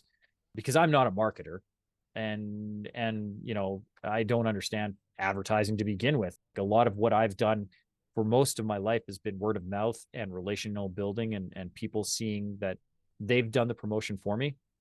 Unfortunately, Salim at Power Success passed away last year, and so that is no longer a stage that I have access to. And that really put a hamper into what the plan was, because this year me and Salim were supposed to be doing 6 of my programs to augment 8 city tours of the big Power of Success events with the multiple speakers. I was supposed to be speaking on that stage, and then we were going to be doing this large event for me in Vegas that would have kind of been a VIP thing for the people who were doing the 6 events, and we were going to do this big massive thing with all the speakers in Cancun at the end of the year around October. And that is not going to be a thing now. But I had a lot of my energies that had occurred in 2022 focused into this 2023 calendar year, with that being the primary focus. And when that stopped being a thing, I was grateful that Jim reached out to me and said, listen, I know what you're going through. I heard what happened. I know how much Salim meant to you. I also know how much Salim meant to your business and what this impact. He says, I can't imagine what you're going through personally, but I have an idea of what you might be going through professionally. And if you want some help, reach out to me when you're ready. And That's incredible. I definitely took advantage of it. So those relational buildings, what I had planned is not going to be what is, but what we can do is, do something similar and start to change it and start to find a different audience. I won't be doing it through the Power Success engine. Now I have to do it on my own, which again is probably nice, because now I can do it at a slightly slower pace and a little bit more focused with the audience. So I'll be able to be a little bit more intimate and one-on-one with the people that I'm going to work with. So, again, grace and everything. And I will have for a reason. That ability to make it happen this way. And I'm excited to see your future grow. I only know we're going to chat more down the road. I know I'm going to at least absolutely be a fly in the wall. And man, when I see you grow, I'm like, I knew it. I knew the boy had it. Like, I knew it. There it is. They're watching you take off. Editing this, I have to pee. I had to pee for a minute, but you were so damn captivating. Yeah. Let's take barely a break, just a minute. If you have to go or check on your daughter or whatever, we'll come back. I'm going to ask you, how can I get a hold of you? If you want to plug anything, that's what will happen. Maybe we'll do some fun little exercise. I never know how to finish these things. So maybe I'll think an exercise, I guess, can do, or you have just 2 minutes where you get to share, again, other great advice, or just maybe if people still think I've got a good idea. We'll close it out good, Tristan. Excellent. But you go pee and I'll check on Kenzie. Thank you, dude. All right. Man, the power to speak. I feel like this entire time, this whole conversation, we've been speaking naked. I feel naked. Are you naked? I haven't technically seen your bottom, so for all I know, you could just be naked the entire time. No, I've got shorts on. I'm definitely commando because it's summertime, but I'm trying to be at least a little classy, a little decent for you, Tristan. God, I gotta figure how I'm gonna do this episode with a boner now. Thanks. All right. So, this conversation has just been very, not just inspiring, just it's human. This is why I don't know, Big Fish is one of my favorite movies, because I mean, granted, it's tall tales but it's all storytelling. It's all just again, just where can I fit in here, and all the stuff you've been saying. You're Obi-Wanning it, and I do feel like I'm Luke. Granted, I want to get to the point where I can sage other people and tell them, hey, here's how I conquered this mountain. Here's how I got past it, though. But it's just you give me a new hope. Well, and to be fair, Tristan, come on, man, they didn't laugh. That was good. There's everybody. That was a good pun. No, it was a new hope, and I heard it and I saw it and I appreciated it. Thank you. I'm more of Empire Strikes Back kind of person. Everyone is, because that's the best one. That's the we'll get into well, that. I think it's the one that's the has the storytelling really honed. I still think the best Star Wars movie is A New Hope, but not A New Hope. I think the best Star Wars movie is Star Wars 1977. Wasn't A New Hope until later on. Oh, okay. That's right. It was just okay. Yeah. All right. So it was just Star Wars, and then Star Wars: The Empire Strikes Back. I think the original Star Wars was groundbreaking in 1,000 different ways, and I think it, but again, an amalgamation of storytelling, right? George Lucas took all of the influences that he liked from samurai philosophy to Western serials to science fiction, and did this masterful mashup, and found creative people willing to bring his vision to life in an uncompromising way.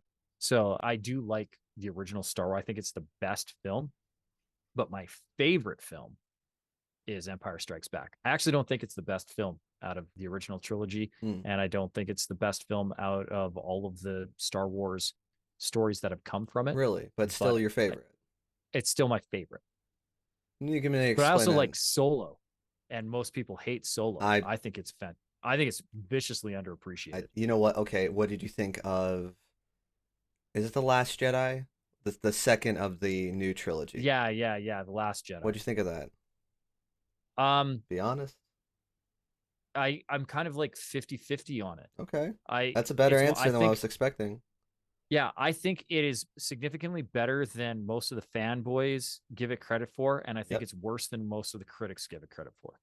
I got to see it again to validate that criticism, but again, same thing. It's the kind of thing where I love the story up until the final act, where it just kind of, man, do we really need Palpatine again? That's where the fanboys get it right, and they're like, we don't need Palpatine. Like, bro, I would have liked it better. I would have liked it better if Rey was totally unrelated to anybody. Exactly. Man, no, dude. Okay, me and my dad, we get violent in this conversation, so we just gotta table it, because I'm just my blood pressure's going up, and we're talking about your book right now. This has been an amazing conversation. I hope any of the stories we were telling just hits anyone, even on this stuff, a little bit of a level, because you get them just that little bit, they'll come back for more. How can people get a hold of you? How can they come back for more if they want more of you? Well, first of all, if they want to get the book, the best way to buy it is in bulk. But the second best way to buy it is to go to bookshop.org. So bookshop.org is this amazing, amazing online shopping experience. It is what Amazon used to be, but with a social conscience. So all you can get on bookshop.org is books. But the books that you get at bookshop.org are slightly less than retail. So my book normally sells for $17.95, and on bookshop.org, I think it's listed at around $16.50. So not only are you saving money on the book, but bookshop.org will connect you with your local book retailer. So they're the ones who get the credit for the book, and they're the ones who ship it to you, which means that you're also being environmentally conscious, because you're reducing the carbon impact for having to ship all over the world by getting your local shipment sent to you. There you go. And you're helping out your local independent book retailer, and a percentage of the proceeds from bookshop.org get pooled into a fund that any independent book retailer can apply to if they need any financial aid. And to date, they've raised over $25 million to support local book retailers. So if you're going to buy my book, if you're going to go somewhere to get it, you could go to Jeff Bezos' site, but he doesn't like me, so we don't need to like him. I would strongly encourage you to go to bookshop.org if you want to purchase my book or any other book.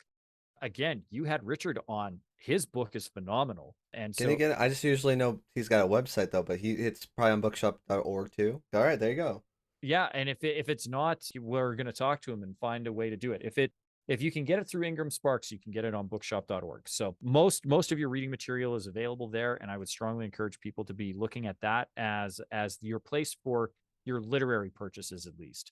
If you still need to get a shower head shipped to you in the middle of the night for free, Jeff's site is probably going to do that better. Bezos gotcha. But yeah, no, we don't like million and billionaires on it. No. I mean, I do want to eventually meet, if I can, humanize a billionaire, but man, boy, you got to be saving a lot of the rainforest or doing something else before we have that conversation. No, I would agree. But one of the things that I would encourage people to do, Tristan, is if they do want to learn more about me and they're looking to find out more just beyond the book, you'll have all of my information posted in the show notes. But one of the things that I would encourage them to do before they scroll past the show notes, Mhm. they're already listening to Ordinary People, Extraordinary Stories. Like they know you before they know me. And that means that they're listening to your show before they were ever listening to me as a guest on your show. And so if before they scroll to the show notes to find out my information, right above that is going to be, 5 little blank stars and on a blank field that says comments.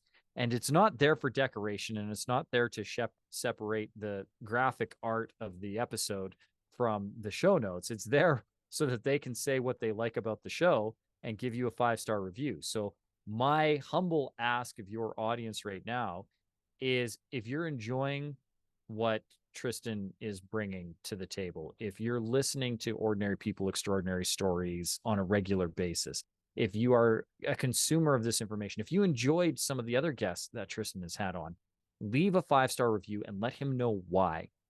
And if you're willing to do that, then right below, after you've left that review and it says, are you happy, send, will be the show notes. And if you click on SeanTylerFoley.com, and Sean is spelled the proper Irish way, SeanTylerFoley.com. If you're willing to come to my website, I will give you right above the fold. You click on it, it'll say join Endless Stages. Endless Stages is my private Facebook group where I go live every Tuesday at noon Pacific, 3 Eastern time, and do a live training for whatever happens to be the hot topic in the group that day. Or that week, and we go through, we find out what was important, what somebody had questions on, and I will answer those questions. Sometimes we have one-on-one training because only one person shows up. Sometimes I'm talking to 200 people. It depends on who's on that call that day and what we do, but I will always go live every Tuesday at noon Pacific, 3 Eastern time, and do some kind of a live training in around public speaking. I'll also give everybody who comes to the Endless Stages group a free PDF download of The Power to Speak Naked. So you don't have to spend $16, $17 on a copy of it. You can get the free PDF download and read it just that way. Wow. And I'll give you access to my Drop the Mic Speakers training program, which is a series of 7 5-minute videos. So you can digest it over the course of a week during a coffee break. And they're designed to give you instantly usable and implementable strategies to be a better public speaker. So we give you rapid fire, quick introduction to what it's like to work with me, train with me, and it doesn't cost you anything. All of that is for free. So you can work with me live. You can read my book, which is basically a transcription of what it's like to work with me live. And you can take my training videos, which is, again, very similar to what it would be like working with me live. All of this is a quick introduction for you. And my gift to your audience, Tristan, but only if they're giving Ordinary People, Extraordinary Stories a 5-star review. No 5-star review, no free gifts for you. I love it. How do they prove it? Do they have to like screenshot or something? Or I don't know. Did they have to say in the thing, it's like, I did that? No, For the I'll know. They're going to come anyways. I'm asking on the honor system. Okay. Give a 5-star review to Tristan. There you go. Because I like to work with people of integrity. And so if you're going to come and give the free gifts, I have integrity. if you're going to give if you're going to take the free gifts, all I'm asking is before you click the link to come over to my website that you give Tristan a 5-star review. I'm not going to follow my your advice just because it's my show, so I get to skip that. I don't have to do that, but I did sign my email up. No, what I will do is I will leave a 5-star review on behalf of you for this episode, and then you can get all the freebies just for giving me the privilege of being a guest on your show. Dude, if anything, it's been very mutual as far as like privilege goes. This has been a lovely time, and I appreciate that. That's amazing. And guys, seriously, check it out. SeanTylerFoley.com. I'll have it literally in the description. Just click on it, check it out. You know what? Again, if you don't think there's a story to tell, or again, if you public speaking anything, or you just want to talk to that pretty girl at the office or whatever, or guy, whatever, it's, check it out. Again, it's not an accident that Tyler here. So wait, do you prefer Sean or Tyler? I've been calling you Tyler the whole time. Oh, I definitely prefer Tyler. So the funny thing about that is my mother wanted Tyler and my dad wanted Sean. And so they decided that they would not fight amongst themselves and it would be Sean Tyler, like Jean-Luc, except for it's Irish. So it's not hyphenated because we don't do the things that the silly French do. So I'm actually Sean Tyler, but there are so few people in the world who call me Sean Tyler, and it's a dead giveaway that you don't know who I am when you call me Sean, and it's a dead giveaway that you and I are probably good friends if you call me Tyler, and then you're probably family if you call me Sean Tyler. Exactly, and there's like that no in between. Well, yeah. Well, regardless, just man, what I'm checking it out, people. You don't have to check it out, but and thank you for that. And yeah, guys, seriously, it helps. It helps to channel out. I'm trying to get this thing to pick off. I'm tired of working my 9 to 5. To the people who know me, they know what I do. It's soul crushing. Get me out of the call center. Please help me. Oh my God. And I'm not joking. I'm literally crying. This is the worst. Thank you again, Tyler. Nah, we're family now. I'm gonna call you Sean Tyler. Sean Tyler. Sean Tyler Foley. You know you can't tell right now, but you know what? We're wrapping up, man. Someone said cut, or I don't know what you Hollywood types do to say like that's a wrap, or we're wrapping up. We're almost out of here though. So now we gotta figure out how do we end this thing? How do we end this episode? Well, before we ask to check the gate, which is actually how we would do that, we'd say cut and then check the gate. Before we check the gate to put this to bed, I would leave your audience with this, including yourself, Tristan. And that is, you never know the impact your story could have until you tell it. And I'd alluded to it earlier in saying that the thing you're afraid to say is what your audience needs to hear. And to quote, a great human and somebody I've had the privilege of speaking on stage with, Les Brown, you never tell a story without a point, and you never make a point without a story. So if I'm going to illustrate this, I'm going to illustrate it this way. I had the joy and the privilege of speaking at a conference called Life by Design a few years ago. And I was the second last speaker to go. And I knew who the keynote speaker was. I actually went to school with the keynote, and he has a fascinating and incredible story. And he delivered a talk called The 10-Minute Time Machine. And that talk is a 50-minute roller coaster ride of emotion where you laugh, you cry, you laugh again, you cry sorrowfully, and then leave feeling uplifted. And the 10-Minute Time Machine is a story about how this gentleman, who was a high functioning alcoholic and addict, felt that, and his primary vocation is selling life insurance.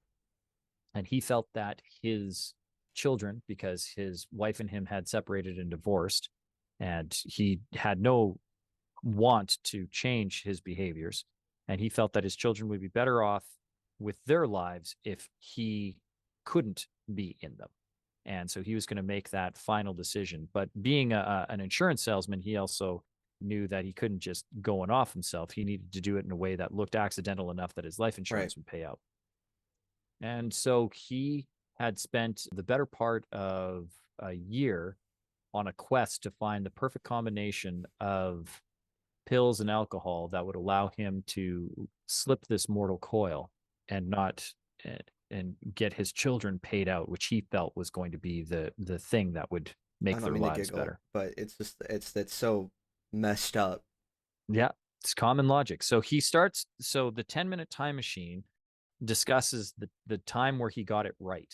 And he managed to, at a family function, feign sobriety long enough that his ex-wife, who just needed a break, trusted him with his children for just one night, just so that her and her new partner could have a break and go out and have a date. And so he took the kids and put them to bed. But like most addicts, the behaviors become ingrained and automatic and almost on a subconscious level. So he put the kids to bed, then he himself tried to drift off to sleep, got a little unconscious enough to then wake up forgetting what was going on, and he went on with what had become a routine for over a year. And went to a pharmacy that didn't ask many questions, and then went to the liquor store and then started playing with the pills.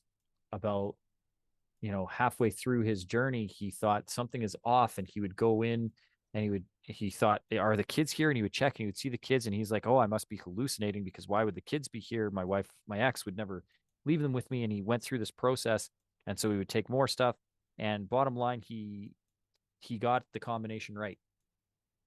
And about 6 o'clock in the morning, everything was starting to tunnel on him, and he was like, "Oh, this is it! Like I've done it. This is it." And then his son popped his head over the top of the couch and said, "Dad, are you okay?" And in that moment, everything tunneled on him, and he had a little voice inside that grew to cacophonous levels, yelling, "This can't be it. You can't have done it now. Not like this. Not in Yeah. front of them." And all he could muster out was, "Get help." And his son phoned 911. And in the time that it took for that call to be placed and for the ambulance to arrive, he had been declared legally dead. And they did get him resuscitated inside of the ambulance, and then were able to pump his stomach and save his life in the hospital. And he's been sober ever since. But he needed that moment of clarity to recognize that he had a life worth living, that his children were not better off with him out of it. In fact, they would have been worse off, because money would have only paid for so long. But the trauma of having seen him died, or knowing that somehow they could have done something. Exactly. were, That's so traumatic to just, right, like what could I have done to be here for them? And so he doubled down. He got sober, and actually got sober, because he had been in and out of rehab dozens of times prior to that. But he really committed to his sobriety. He has since found an incredible partner and wife. He's been remarried. His partner has 2 children, so now they have this amazing blended family, and he's thriving. But he told this story at this event, Life by Design.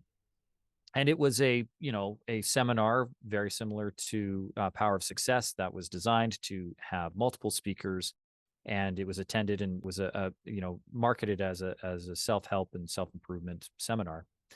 And this one woman, Charlene, had been gifted a ticket by her friend, and out of politeness, she agreed to go, knowing full well that she was going to stay the weekend. And on the Monday, she had a spot picked out overlooking the lake, where she was going to take her newly purchased rifle to the top and end her life, because she too felt that it was not worth living.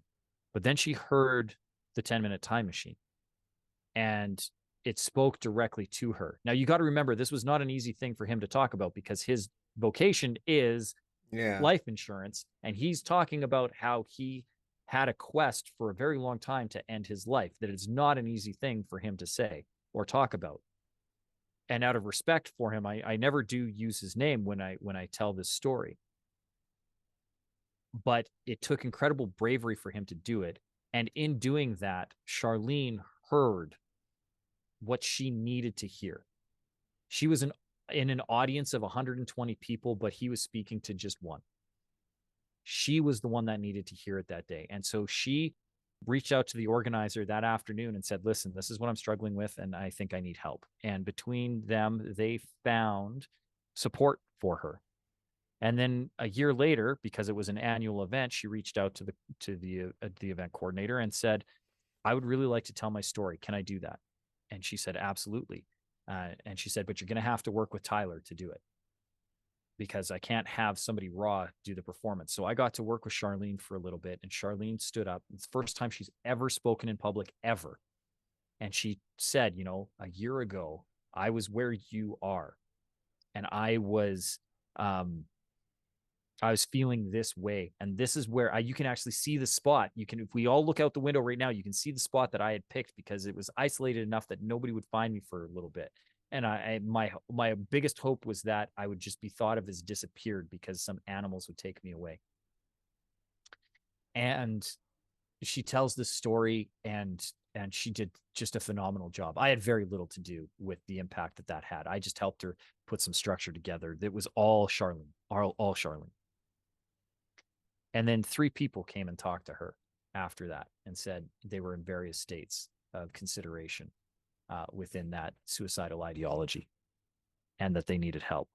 So by one person coming out and being brave and saying the thing that needed to be said, one other person's life was literally saved. Literally, not figuratively, literally saved.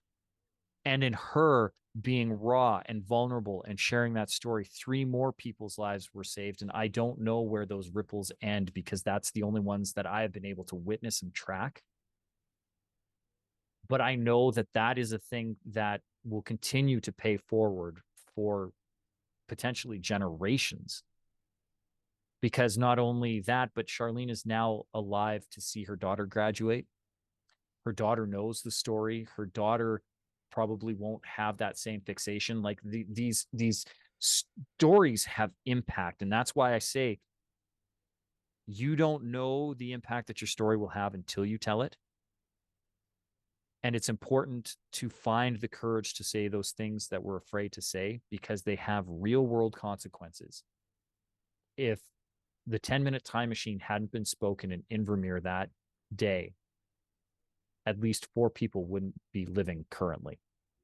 And it doesn't have to be that dramatic. You may just improve somebody's life just infinitesimally for just a small little moment, and give a ray of hope into somebody. But your story matters. Your story could have impact, and you have no idea what that impact could be or will be until you find the courage to speak it into the world. So if we could leave it on one thing, Tristan, I think that would be it. That your story matters. And I hope that you find the courage and the bravery wherever you are and whoever you are to say it, so that you too can have the ability to have the impact in the world that you were destined to have. That all of the events from your birth to now have been leading up to. You've been placed on this planet for a reason.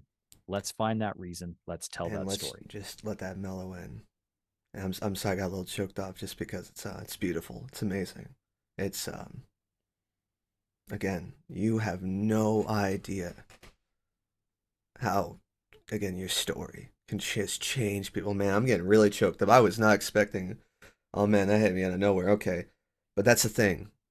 You don't know, and it's not what we're all about. That connection I was talking about, though, it's just like it's this.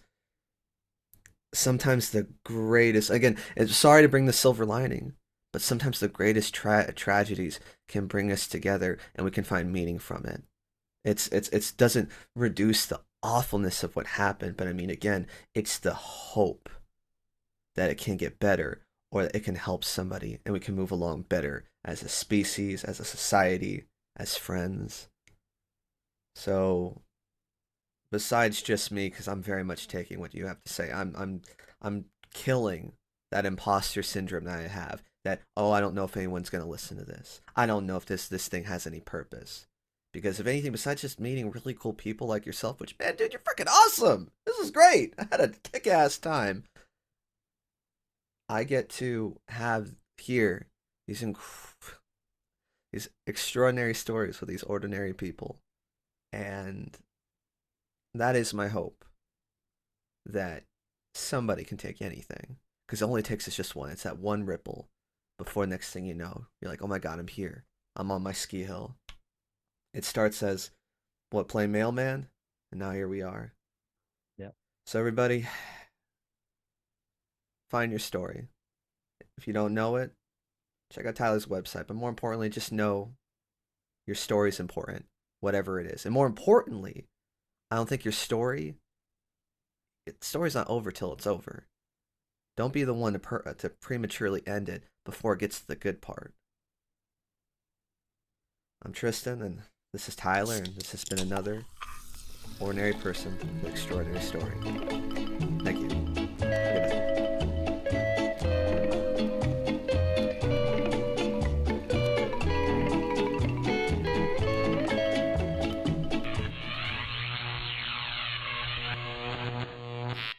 Thank you for listening to another episode of Ordinary People, Extraordinary Stories. If you're interested in helping the channel, feel free to click on the link below to get access to our Patreon, where we have exclusive episodes and clips not shown to the public. And of course, if you believe you yourself have an interesting story to tell, or know somebody who would be great for the show, feel free to email me back at OPESpodcast@gmail.com. That's OPES. That's the acronym for the show, Ordinary People, Extraordinary Stories, OPES, podcast@gmail.com. Thank you, everybody, and until next time.